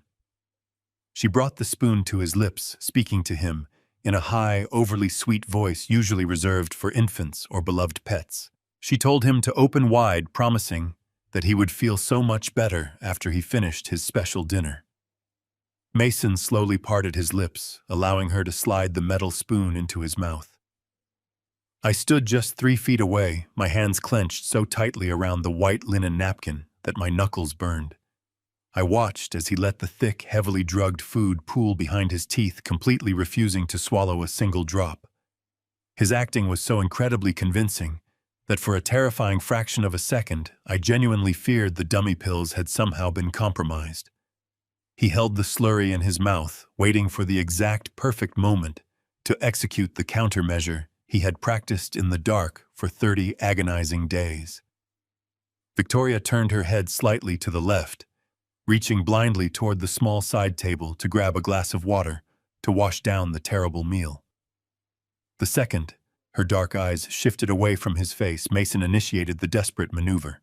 He suddenly jerked his shoulders forward and simulated a violent, deep coughing fit. The sudden, harsh sound echoed loudly in the quiet room. I immediately stepped forward, playing my designated role with frantic, practiced urgency. I swiftly brought the thick white napkin directly to his mouth, loudly expressing my profound concern that he was actively choking on the heavy puree. Under the protective cover of the thick linen fabric, Mason discreetly and forcefully spat the entire toxic slurry directly into the center of the cloth. I quickly balled the soiled napkin into my fist, wiping the corners of his mouth to ensure absolutely no trace of the powdery paste remained on his pale lips. Victoria instantly spun back around, her eyes wide with sudden, sharp alarm. She aggressively demanded to know what had just happened, her voice losing its sweet, artificial melody and dropping into a harsh, commanding tone. I offered her an apologetic, helpless look, quickly explaining that his fragile throat muscles must have spasmed unexpectedly while he was trying to swallow. I assured her that he had safely ingested the majority of the medication before the coughing fit began. She stared intensely at the balled-up napkin securely clutched in my right hand, her dark, calculating eyes narrowing with deep suspicion. The silence in the room stretched out into a terrifying, agonizing eternity. I held my breath, silently praying that my impromptu performance was convincing enough to satisfy her ruthless, demanding nature. Finally, the rigid tension in her shoulders slowly released. She let out a heavy sigh, expressing her frustration at the messy interruption, and calmly instructed me to throw the ruined napkin into the kitchen trash. The execution of our desperate plan had worked perfectly. We had successfully navigated the deadly minefield of the poisoned routine. Hours later, the house plunged into deep silence. The terrifying performance of the evening had finally concluded. I sat alone in the darkness of my small guest bedroom on the second floor. The thick curtains were drawn tightly shut. I sat on the edge of the stiff mattress, the glowing screen of my encrypted tablet illuminating my tired face. My hands trembled as I held the digital device, my eyes locked onto the live surveillance feed streaming directly from the hidden microlenses I had wired into the ceiling vents. Victoria walked swiftly down the carpeted hallway, stepping right into her private home office. She closed the door, pulled out a hidden burner phone, and made a secret call. I pressed the specialized earpiece deeper into my right ear canal, holding my breath, as if the absolute slightest sound in my dark bedroom could somehow transmit back through the digital feed and instantly alert her to my hidden presence. The encrypted audio feed crackled for a fraction of a second before the complex frequency finally stabilized, delivering crystal-clear sound directly from the tiny microbug hidden securely in her ceiling vent. I watched the grainy green-tinted night vision video feed glowing brightly on the glass screen of my tablet. Victoria paced back and forth across the plush carpet of her private office. The sweet melodic tone she used just moments ago to feed my son his poisoned dinner had completely vanished from her voice, replaced by a harsh cadence so incredibly cold and devoid of basic human empathy, it made my skin physically crawl. She held the cheap, untraceable plastic burner phone tight against her pale cheek, her dark eyes staring blankly at the wall. I heard a deep, resonant, and unmistakably masculine voice answer on the other end of the secure line, his tone brisk, cautious, and highly professional. She did not exchange polite pleasantries. She did not offer a warm greeting or ask how his evening was going. She simply addressed the man on the other end of the line as Chief. The casual, arrogant authority in her voice indicated a long-standing, highly transactional relationship built entirely on shared secrets and mutual greed. My racing mind frantically began trying to match the deep voice to any of the numerous medical specialists, physical therapists, or hospital administrators who had constantly floated through our complicated lives over the past 7 grueling years. The unknown man immediately asked her for a detailed status update, his voice completely stripped of any comforting bedside manner or professional compassion. Victoria stopped her nervous pacing and stood perfectly still in front of her large mahogany desk, her posture rigid and demanding. She told him that the original timeline had been slightly accelerated due to unforeseen logistical complications with her offshore banking transfers. She spoke with the detached clinical efficiency of a ruthless corporate auditor aggressively liquidating a failing physical asset to satisfy a massive debt. She stated clearly, her voice echoing sharply in my earpiece, that the final dose is ready for tomorrow night. My chest tightened painfully, a thick, cold sweat breaking out across the back of my neck and soaking the collar of my shirt. Tomorrow night. That was the absolute final deadline. That was the exact moment my paralyzed son was permanently scheduled to take his final, fatal breath under his own roof while she watched him slowly die. The man on the phone hummed in quiet agreement, a dry, dismissive sound that conveyed absolutely no hesitation, moral conflict, or basic human regret. Victoria then leaned forward, resting her free hand heavily on the polished wood of her desk, her knuckles turning slightly white under the tension. She told him she was rapidly finalizing the physical preparations on her end, but she needed absolute, undeniable confirmation regarding his side of the dark arrangement. She aggressively demanded to know if the official paperwork was ready. The man sighed heavily, the breathy sound crackling sharply through the digital audio feed and filling my quiet bedroom. He firmly assured her the essential documents were already completed and securely locked away inside his private office drawer. Victoria was absolutely relentless.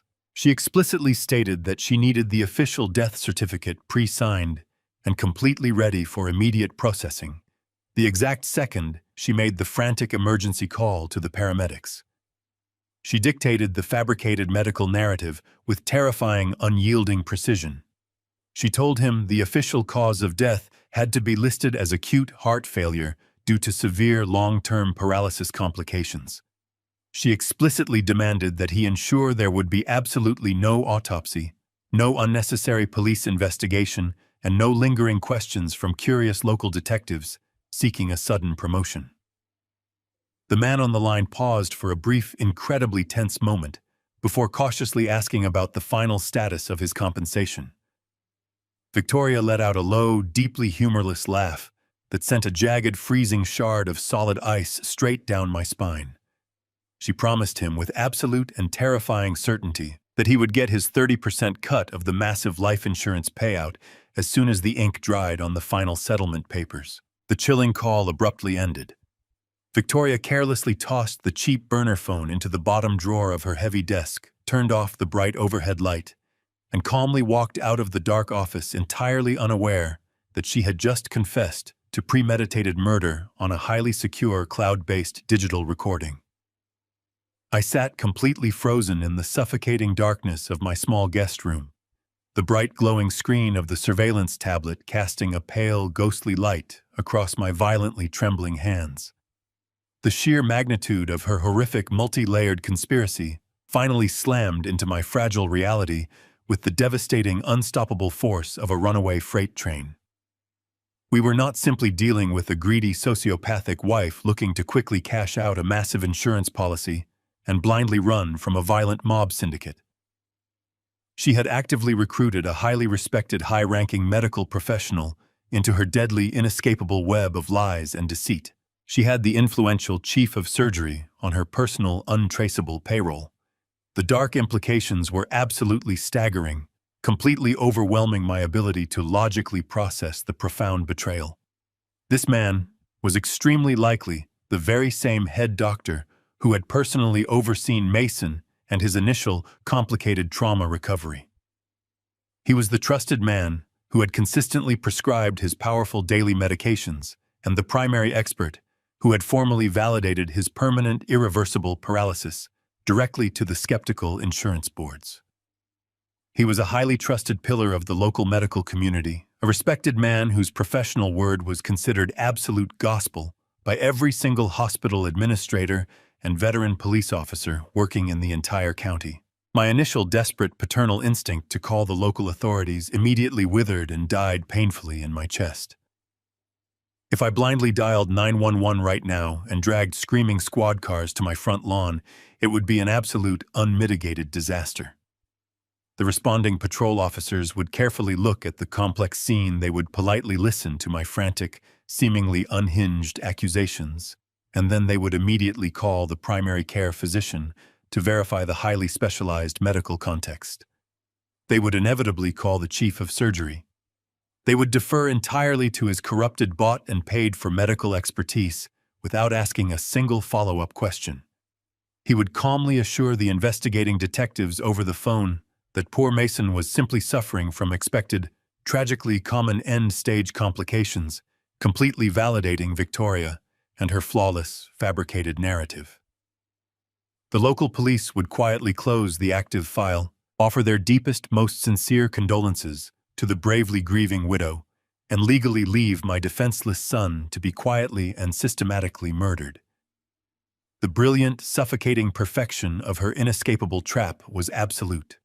We were entirely surrounded by a massive, impenetrable wall of respected medical and legal authority that she had spent 7 long years meticulously building and secretly paying off. We absolutely could not call for outside help because the very people assigned to protect us were already acting as her loyal, well-paid accomplices. We were completely and utterly alone in this dark house. At 3 o'clock in the morning, the house was submerged in a suffocating tomb-like silence. I sat in the pitch-black guest room staring at the digital audio file saved securely on my tablet. The local police were compromised, entirely subservient to the corrupt medical hierarchy Victoria had carefully bought and paid for. I knew with absolute chilling certainty that if I stayed in this house and tried to handle this on a local level, both Mason and I would be dead by tomorrow midnight. I needed an authority that operated far above the county lines, a force that could completely bypass the local corruption and strike directly at the heart of the mob syndicate. I slipped out of my stiff shoes, pulling on a pair of dark rubber-soled work boots. I moved through the silent, shadowed hallways with the practiced silent grace of a ghost. I paused outside the master bedroom, holding my breath as I listened to the soft, rhythmic sound of Victoria sleeping deeply, entirely confident in her flawless, deadly plan. I bypassed the front door, knowing the digital smart lock would loudly chime and immediately betray my quiet exit. Instead, I carefully slid open the rear patio door, wincing at the microscopic friction of the metal track, and stepped out into the freezing, damp night air. I walked briskly through the wet grass, hopped the low wooden fence into the neighboring yard, and made my way down the quiet block to where I had parked my truck earlier that afternoon. I climbed into the heavy cabin, keeping the headlights entirely switched off as I slowly rolled down the suburban street. Once I was a mile away, I turned the lights on and slammed my foot heavily onto the gas pedal. I drove straight toward the towering skyline of downtown Baltimore, my mind locked onto a singular, desperate target. I was heading directly to the federal authorities. The Baltimore FBI field office was an imposing, brutalist concrete fortress surrounded by heavy steel barricades and high-security fencing. I parked my truck in a desolate overnight lot across the street and walked purposefully toward the brightly lit security pavilion. The biting wind whipped off the dark harbor, but I felt absolutely nothing. The adrenaline burning through my veins kept me entirely focused. I walked through the heavy glass doors and approached the thick, bulletproof glass of the main reception desk. An exhausted, visibly irritated federal agent looked up from his glowing computer monitor. He wore a wrinkled blue shirt and a loose tie, clearly annoyed by the arrival of a disheveled old man at 4 a.m. I kept my voice perfectly steady and demanded to speak directly to the lead investigator of the medical fraud and racketeering task force. The agent sighed heavily, rubbing his tired eyes, and began reciting a rehearsed bureaucratic dismissal. He told me to go home, get some sleep, and call the general tip line during normal business hours. He tried to politely brush me off as just another paranoid late-night conspiracy theorist wandering in from the cold streets. I did not argue with him. I did not raise my voice or frantically wave my arms. I simply placed my encrypted tablet flat against the small metal transaction tray located directly under the thick glass. I hit play on the audio file I had isolated just an hour ago. The deep, unmistakable voice of the prominent chief of surgery echoed sharply from the small digital speakers.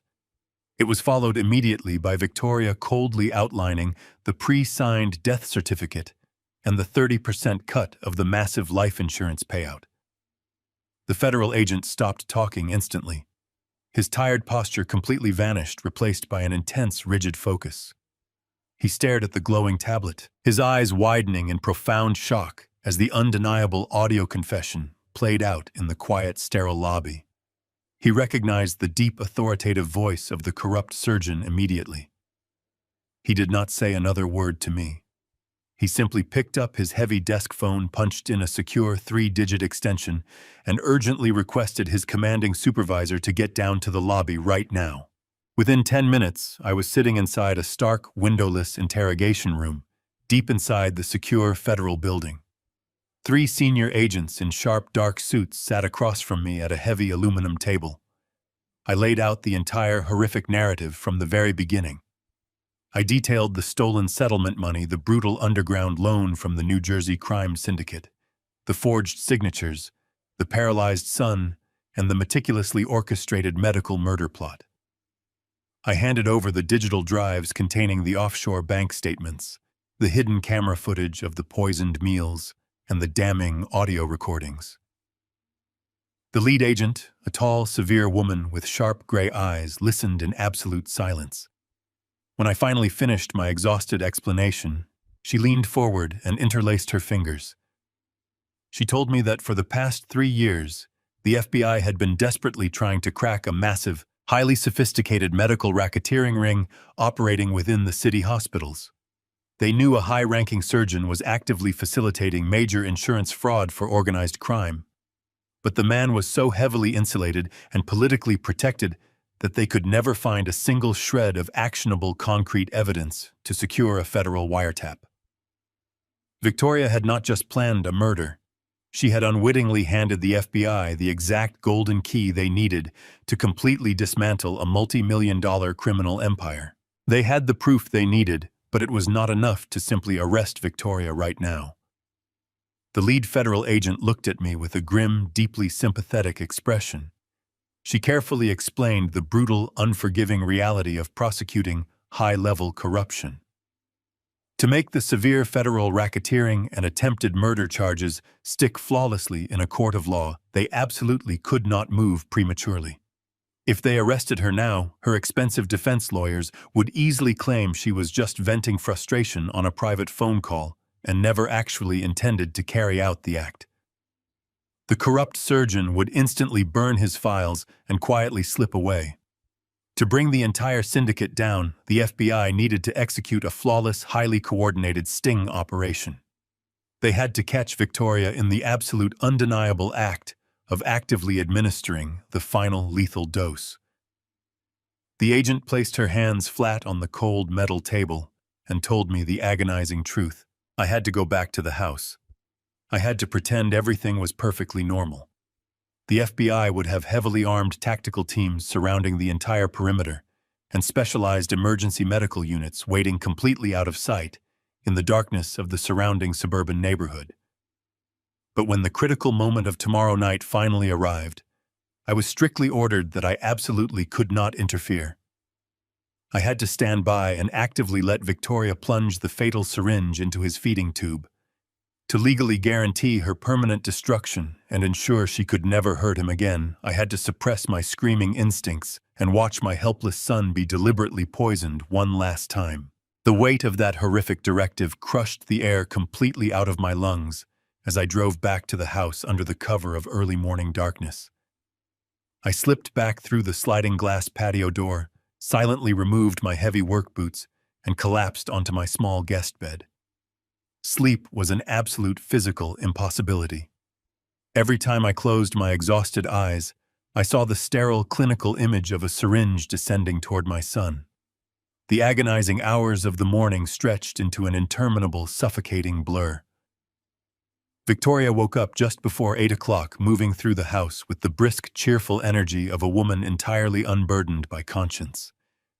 I sat at the kitchen island, forcing myself to swallow dry toast and bitter coffee, watching her hum a light melody while she wiped down the immaculate marble countertops. The sheer duality of her existence was mind-numbing. She was simultaneously a picture-perfect suburban caregiver and a cold-blooded, highly calculating apex predator preparing for a scheduled execution. Throughout the agonizingly long afternoon, the tension inside the house grew so thick and oppressive, it felt like I was wading through wet concrete. I knew with absolute certainty that heavily armed federal agents were already moving into position outside. I knew specialized surveillance vans were quietly parked on the adjacent suburban blocks, patching directly into the encrypted video feeds I had painstakingly wired into the ceiling vents. I knew sniper teams and tactical breach units were silently staging behind the dense tree lines of the neighboring backyards. Yet looking out the large bay windows, the quiet neighborhood appeared entirely mundane and undisturbed. It was a phantom war zone, and my paralyzed son was sitting directly at ground zero. As the sun finally began to set, casting long, ominous shadows across the manicured front lawn, the atmosphere inside the living room fundamentally shifted. The casual, cheerful mask Victoria had worn all day slowly began to slip, replaced by a rigid, hyper-focused intensity. I sat in my usual leather armchair, a heavy hardcover book resting unopened on my lap. I was sweating bullets, a cold, clammy moisture coating the back of my neck and soaking the collar of my shirt. My hands gripped the thick armrests so tightly, my knuckles throbbed with a dull, persistent ache. Victoria moved into the kitchen to begin the final lethal routine. She did not bother with the elaborate, brightly colored pill dispenser tonight. The time for slow, methodical poisoning was over. She opened a locked, reinforced steel lockbox she kept hidden deep inside the pantry, behind an array of large cereal boxes. I watched out of the corner of my eye as she extracted a small clear glass vial and a sterile sealed plastic syringe. My heart slammed a frantic bruising rhythm against my ribs. I forced my breathing to remain slow and steady, staring blankly at the printed pages of my book, while my peripheral vision tracked her every single movement. She broke the sterile seal on the plastic packaging with a sharp, distinct snap that echoed loudly in the quiet kitchen. She inserted the long metal needle into the rubber stopper of the glass vial and slowly pulled back the plastic plunger. A thick, cloudy liquid filled the transparent cylinder. It was not a crushed vitamin supplement or a black market sedative designed to induce sleep. It was the final devastating chemical agent provided by the corrupt chief of surgery, explicitly designed to mimic the exact physiological symptoms of massive spontaneous heart failure. She tapped the side of the plastic tube with her manicured fingernail, forcing a tiny air bubble up through the cloudy liquid, and pushed the plunger just a fraction of an inch to clear the needle. She turned away from the marble island, holding the lethal syringe casually at her side, and walked slowly into the living room. Every step she took toward Mason felt like a heavy, booming drumbeat, echoing directly inside my skull. The hidden microscopic earpiece secured deep inside my right ear canal crackled softly with sudden static. A calm, deeply distorted federal voice whispered a sharp, singular command directly into my brain, ordering me to hold my position and explicitly forbidding me from intervening. I bit down hard on the inside of my cheek, tasting the sharp, metallic tang of my own blood, violently suppressing the overwhelming primal urge to throw myself across the room and physically tear her apart. Mason sat completely motionless in his motorized wheelchair, positioned perfectly in the center of the plush living room rug. He had been playing his tragic paralyzed role flawlessly all day, but as Victoria approached him with the cloudy syringe, the absolute terror became completely uncontainable. His breathing hitched, his chest rising and falling in rapid, shallow bursts. His eyes, wide and filled with raw, unadulterated panic, darted away from Victoria and locked directly onto my face. He was silently pleading with me, begging his father to stop the monster standing right in front of him.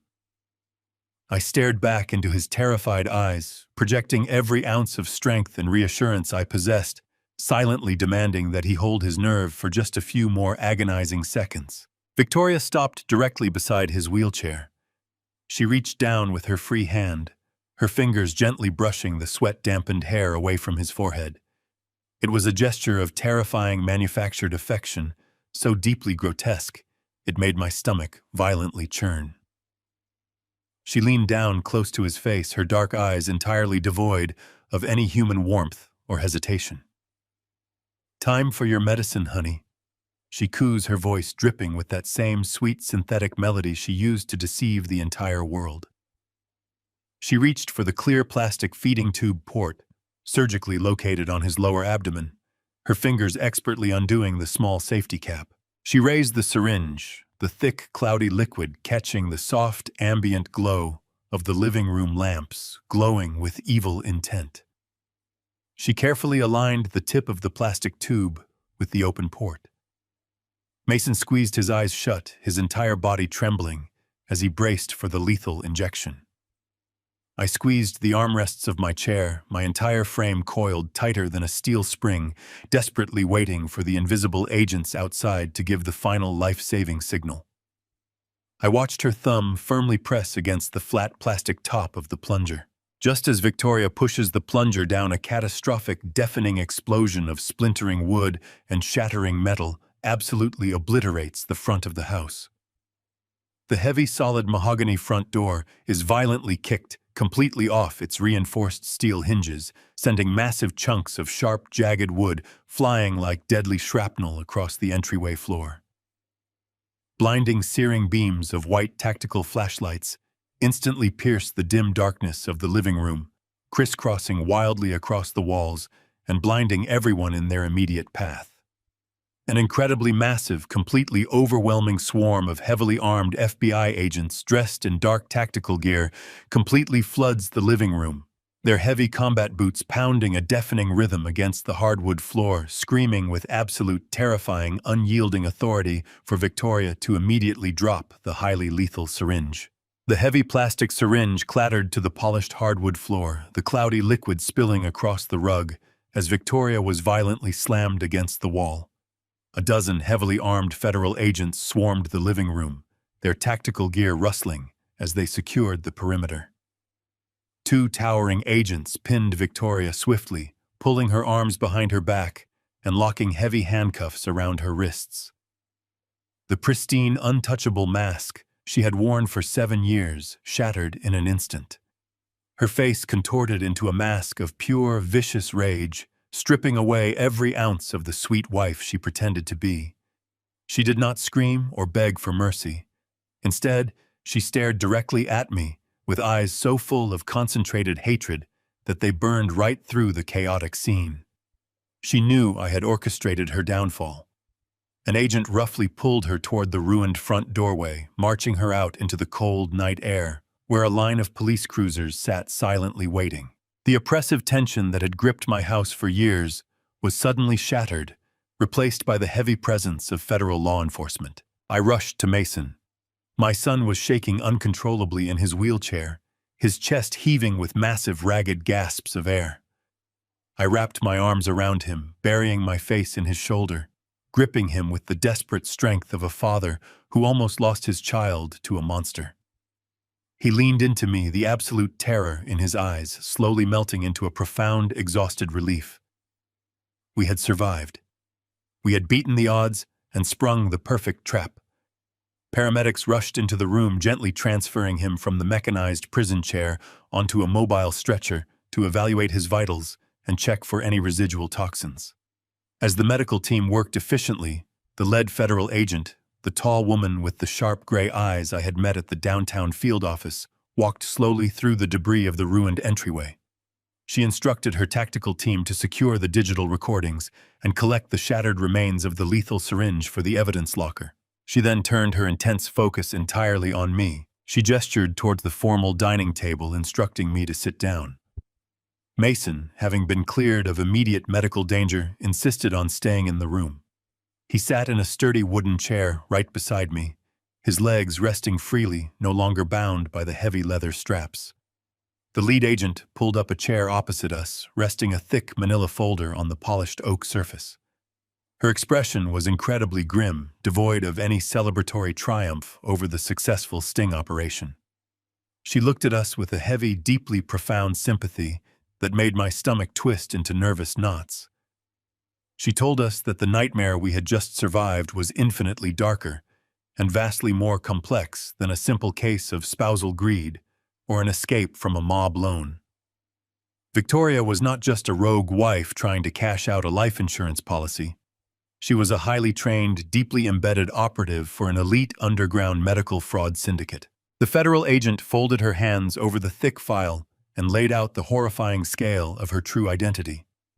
She explained that the syndicate operated on a massive national level, functioning like a highly sophisticated corporate entity completely devoid of human morality. Victoria held a specific specialized title within this dark organization. She was known as a broker. Her exclusive job was to meticulously hunt, profile, and infiltrate the lives of independently wealthy, highly successful men who lacked close, nosy, extended families. She was trained to become the perfect, loving partner, embedding herself so deeply into their trust that they would willingly sign over total financial and medical control without a second thought. Once the legal groundwork was fully secured, the syndicate would orchestrate a tragic, seemingly random physical accident. The agent looked directly at Mason, her voice softening just a fraction. She confirmed what we had slowly begun to suspect. The devastating car crash that had supposedly paralyzed him 7 years ago was never an accident. It was a precise, professionally executed hit designed to cause maximum physical trauma without actually ending his life.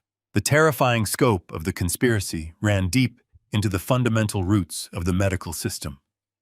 The syndicate utilized the massive untraceable cash reserves from their offshore accounts to heavily bribe influential medical professionals. The prominent chief of surgery we had heard on the hidden audio bug was a primary asset on their payroll. When Mason was brought into the emergency room clinging to life, the corrupt surgeon took absolute control of his file. He deliberately altered the magnetic resonance imaging results and falsified the neurological assessments. He intentionally misdiagnosed my son as paralyzed from the waist down, condemning him to a wheelchair, when he simply needed standard physical therapy to fully recover. This manufactured tragedy served a brilliant dual purpose. It instantly triggered massive multi-million-dollar insurance payouts for catastrophic life-altering injuries, and it granted Victoria the absolute unquestioned sympathy of the community. She was universally hailed as a saintly caregiver, effectively shielding her and the syndicate from any outside suspicion while they systematically drained the accounts dry. The $20 million loan from the New Jersey crime syndicate was not a mistake. It was a calculated, deliberate extraction method. The medical syndicate used the rival mob banks to quietly launder their stolen assets intentionally, using the victim as the legal collateral. Victoria was never running away from a bad debt. She was successfully closing the account. The pre-signed death certificate from the corrupt surgeon was the standard operating procedure for liquidating the final life insurance policy and cleanly erasing the evidence. The agent paused, letting the immense weight of the absolute truth settle over us. My son had been a carefully selected target in an industrialized hunting operation. Every single moment of pain, every tear, every lost year had been deliberately manufactured for profit. The lead agent reached out and unfastened the metal clasp on the thick manila folder. She flipped it open and slid it across the smooth wooden table. The file contained highly detailed background reports, forged marriage licenses, and glossy photographs of two other men. They were older, independently wealthy, and smiling brightly beside a woman who looked exactly like Victoria, though her hairstyle was drastically different in each picture. The agent tapped the glossy paper with her index finger, her sharp gray eyes locking onto mine with chilling intensity. She told me that Mason was not her first husband. The agent stated grimly that my son was actually victim number 3. She pointed to the first photograph, explaining that the man had tragically died of sudden heart failure, exactly 7 years after a catastrophic horseback riding accident left him confined to a wheelchair. She pointed to the second photograph, detailing an identical story of a wealthy entrepreneur who suffered fatal respiratory failure 7 years after a suspicious boating collision severed his spine. She told us that Victoria was a professional black widow executing a flawless cyclical business model that ended in murder every single time. The gravity of those words hung in the stifling air, settling over my shoulders like a lead shroud. The lead agent closed the folder with a sharp snap. Outside, the flashing lights of the federal cruisers painted the walls in a frantic rhythm. I stood up from the dining table, my legs heavy, and walked into the chaotic entryway where Victoria was currently detained. 2 towering agents had her pinned against the wallpaper, meticulously searching her pockets and checking the heavy steel handcuffs around her pale wrists. For a brief fraction of a second, she attempted to deploy her best defense mechanism. She forced tears into her dark eyes, her lower lip trembling with practiced vulnerability, and let out a pathetic, high-pitched whimper. She looked frantically around the room, playing the part of the deeply confused, terrified suburban wife who could not understand why these frightening men with large guns were destroying her home. She locked eyes with me, projecting a masterful illusion of absolute heartbreaking innocence, and begged me to tell them there had been a terrible mistake. The lead agent stepped right beside me, holding the digital audio recorder high. She did not say a single word. She simply pressed the small playback button. The crystal-clear, incriminating audio of Victoria demanding a forged death certificate and explicitly promising a 30% cut of the life insurance payout filled the entryway. The recording played, bouncing off the ruined walls and drowning out the sounds of the raid.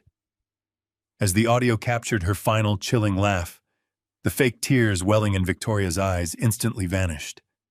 The pathetic, trembling posture she had assumed completely evaporated. The transition was sudden and absolute. The mask of the innocent weeping caregiver shattered into a million pieces right in front of my eyes.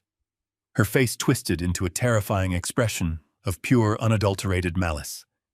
The manufactured sweetness melted away, revealing the cold, calculating apex predator, lurking just beneath the surface. She stopped struggling against the agents and stood perfectly still, her dark eyes locking onto mine with a burning, concentrated venom. She let out a harsh laugh that sounded like grinding glass, ignoring the federal agents holding her arms. She tilted her chin up, looking at me with arrogant superiority. She spat venomous curses directly at my face, her voice dripping with absolute contempt. She openly mocked my desperate attempts to save my son, laughing at how incredibly easy it had been to infiltrate my life and drain my financial assets. She sneered at my stupid, trusting heart, detailing how she had manipulated my paternal instincts to build her perfect alibi. She bragged about the stupidity of the local medical boards, the blind ignorance of the insurance adjusters, and the unquestioning loyalty I had shown her while she prepared to murder my only child. She told me I was nothing more than a temporary profitable stepping stone in a much larger design. She boasted that her syndicate lawyers would tie the federal courts in procedural knots for decades, promising she would walk entirely free while I spent the rest of my life jumping at shadows. While Victoria spewed her toxic monologues in my ruined entryway, the immense, unstoppable machinery of the federal justice system was executing a massive, coordinated strike across the entire city. The lead agent raised a tactical radio to her lips, requesting a status update from the various strike teams positioned throughout the metropolitan area. The crackling responses confirmed the absolute devastating collapse of the entire medical fraud syndicate in a single perfectly orchestrated night.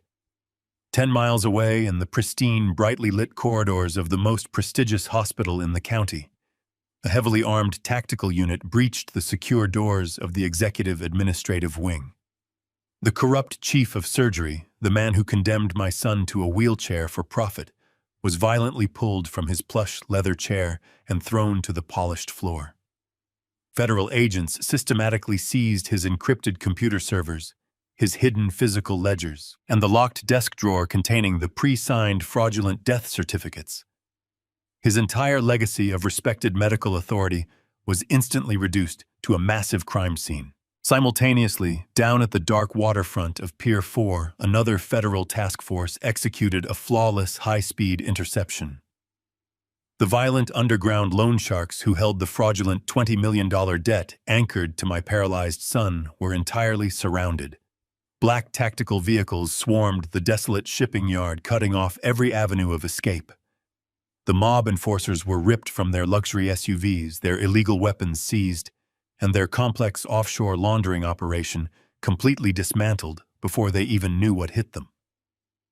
The intricate web of medical misdirection, insurance claims, and violent mob intimidation that Victoria had relied upon was being systematically burned to the ground.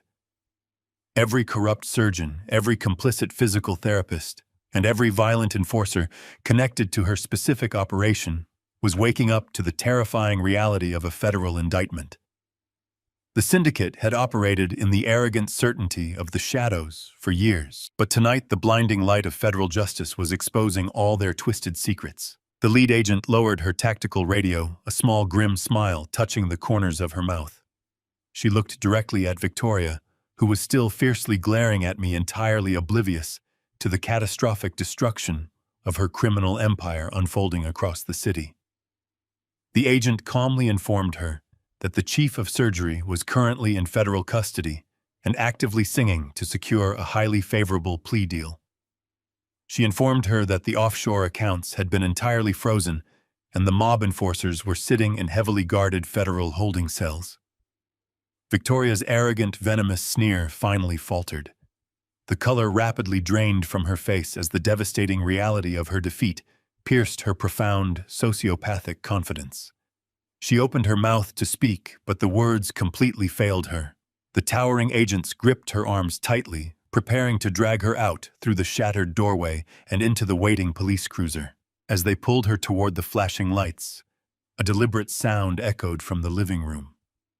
The sharp click of a heavy metal buckle being unfastened cut through the chaotic ambient noise of the raid. Victoria stopped struggling, her head whipping around to look back into the house. Mason sat in the center of the room. His hands, which had supposedly been useless for 7 agonizing years, moved with smooth, deliberate precision. He unbuckled the thick leather straps securing his feet to the metal footrests. He placed his boots firmly on the solid hardwood floor. The entire room fell into a stunned, breathless silence as my son placed his hands on the armrests and pushed himself upward. He slowly stood up, his posture perfect, rising to his full towering height. The manufactured paralysis, the tragic medical illusion that had dictated our entire existence, was finally broken. Mason walked smoothly across the ruined living room, stopping just inches away from Victoria. He looked down at this woman who had stolen 7 years of his life, his expression carved from solid ice. "Keep the chair," Mason tells her coldly. "Where you are going, you will need the seat." The aftermath of that single explosive night was not a sudden magical transition into immediate happiness. The hard reality of severe chemical restraint and 7 years of forced agonizing muscular atrophy does not simply vanish overnight just because the villain is finally locked away in a federal cell. The physical and psychological road to actual recovery was incredibly brutal, paved with profound pain, intense frustration, and rivers of actual sweat. I transformed our spacious ground-floor dining room into a state-of-the-art physical therapy center. We hired specialized, fully vetted rehabilitation experts who understood the immense trauma of severe toxic exposure and extreme muscular degradation. I watched my son, day after agonizing day, fight a desperate, gritty war against his own severely weakened body. There were numerous mornings when the sheer pain was so entirely overwhelming that he openly wept, his trembling arms giving out as he tried to simply support his own body weight on the parallel walking bars. I stood right there beside him during every single grueling session, wiping the cold sweat from his pale forehead, offering a strong shoulder when his legs inevitably buckled, and firmly reminding him of the sheer, undeniable fact that he had survived an impossible nightmare. He did not magically leap out of that chair and start running marathons. The recovery process was a slow, punishing grind measured in incredibly small, hard-earned increments. First, it was standing unassisted for 60 continuous seconds. Then it was taking a single, agonizingly slow step across the polished hardwood floor without relying heavily on the metal support railing. Every single inch of forward progress required a monumental exertion of pure, unadulterated willpower. But Mason possessed an unbreakable, fierce determination forged in the dark fires of pure survival. He refused to let the heavy shadows of his stolen years define his fragile future. I watched the weak, atrophied muscles in his legs slowly rebuild their lost density. I saw the vibrant, healthy color finally return to his pale face, effectively washing away the sickly gray pallor of the toxic chemical feed. We celebrated every tiny victory, because each one proved her wrong. While Mason fought his incredibly brutal physical battles inside the quiet house, I waged an entirely different kind of relentless war in the downtown federal courts. I spent countless, grueling hours sitting inside sterile conference rooms, working directly alongside elite federal prosecutors and specialized forensic accountants. We meticulously traced every single fraudulent wire transfer, unraveling the massive, highly sophisticated financial web Victoria had deliberately constructed to drain my legacy.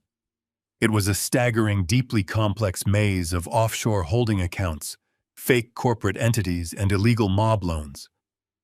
But the sheer volume of concrete, undeniable evidence we had systematically gathered during the sting operation gave the federal authorities absolute, unchecked power to aggressively pursue the stolen assets. They relentlessly hunted every hidden dime, ensuring nothing slipped through the bureaucratic cracks.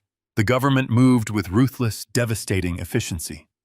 They swiftly executed aggressive federal asset forfeitures, legally seizing the entire fraudulent yacht fleet that the underground syndicate had purchased with our stolen funds.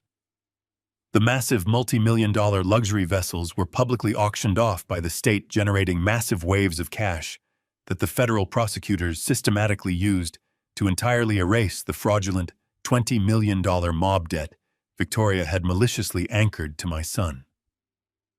Furthermore, the specialized forensic team successfully cracked the primary offshore holding accounts, legally recovering the remaining $12 million of our stolen life savings.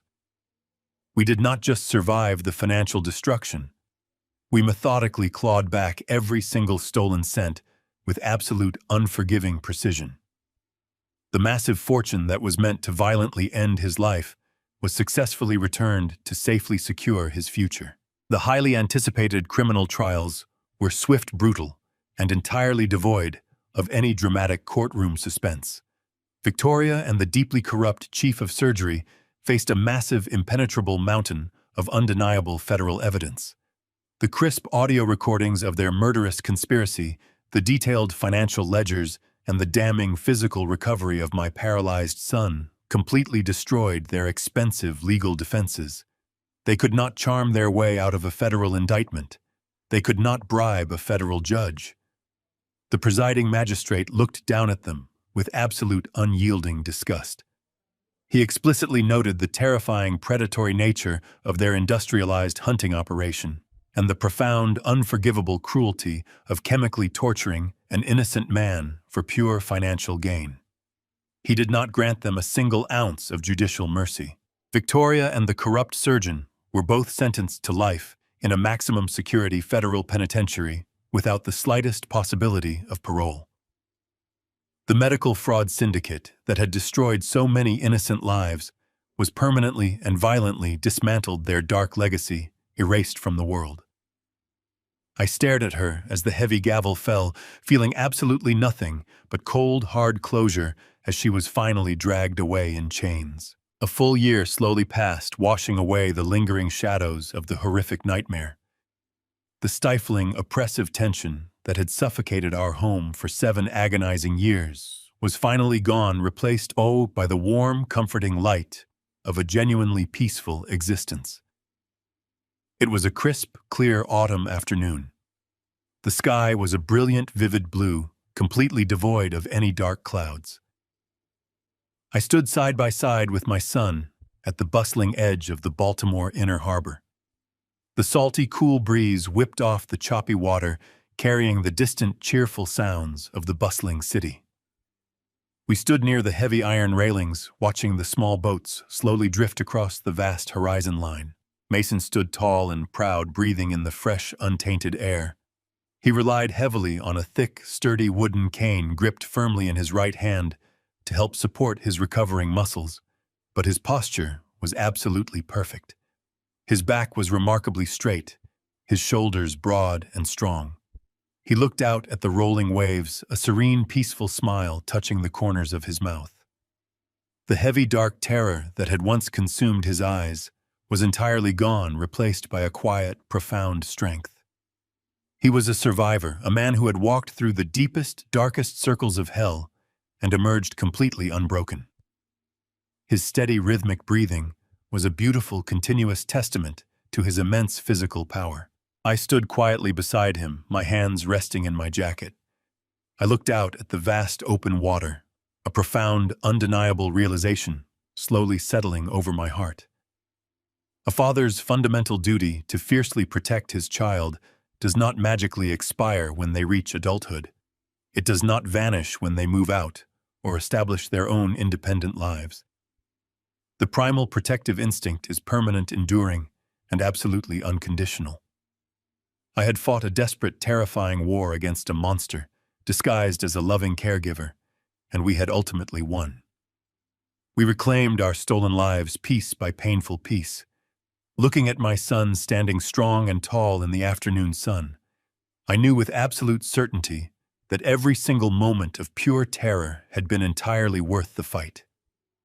I would gladly face down 1,000 federal agents to keep him safe. The most terrifying monsters in our lives do not hide in the dark.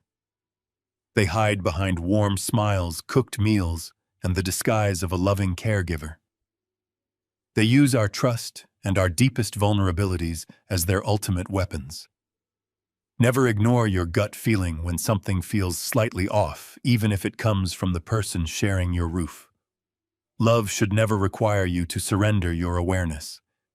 When you suspect manipulation, do not confront it with emotion. Confront it with cold, hard evidence. True family protects you while predators isolate you. Stay vigilant, stay sharp, and protect your legacy. Have you ever trusted someone completely only to find out they were wearing a mask the whole time? Tell me your story in the comments below. If this courageous fight for a son resonated with you, please hit that like button, subscribe to the channel, and share this video today.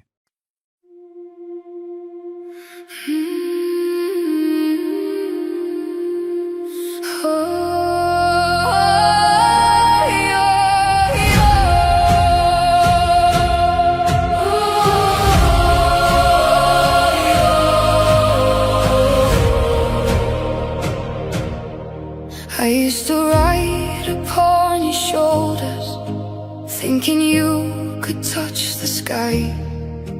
Every road felt less uncertain when I saw the world through your eyes.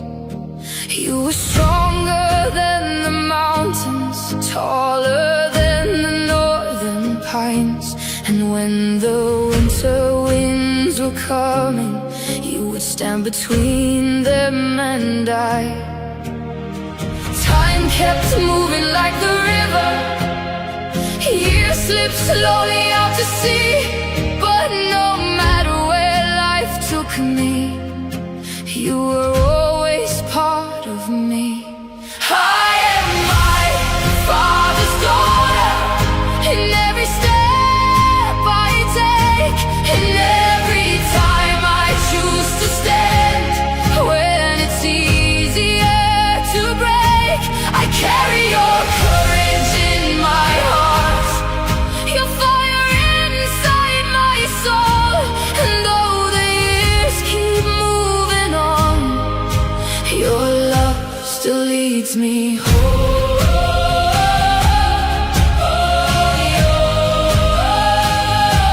You taught me strength is not in power, but in kindness when it's hard. You taught me how to keep on going when the road grows cold and dark. Every lesson, every story, every laugh around the flame lies within me like an echo, calling softly through my name. And when I face my greatest battles, when I feel I can't go on, I can hear your voice beside me saying, child, you're stronger than you know.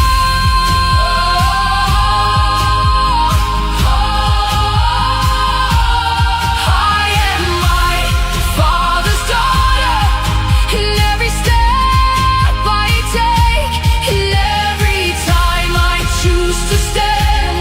When it's easier to break, I carry your courage in my heart, your fire inside my soul. And though the years keep moving on, your love still leads me home.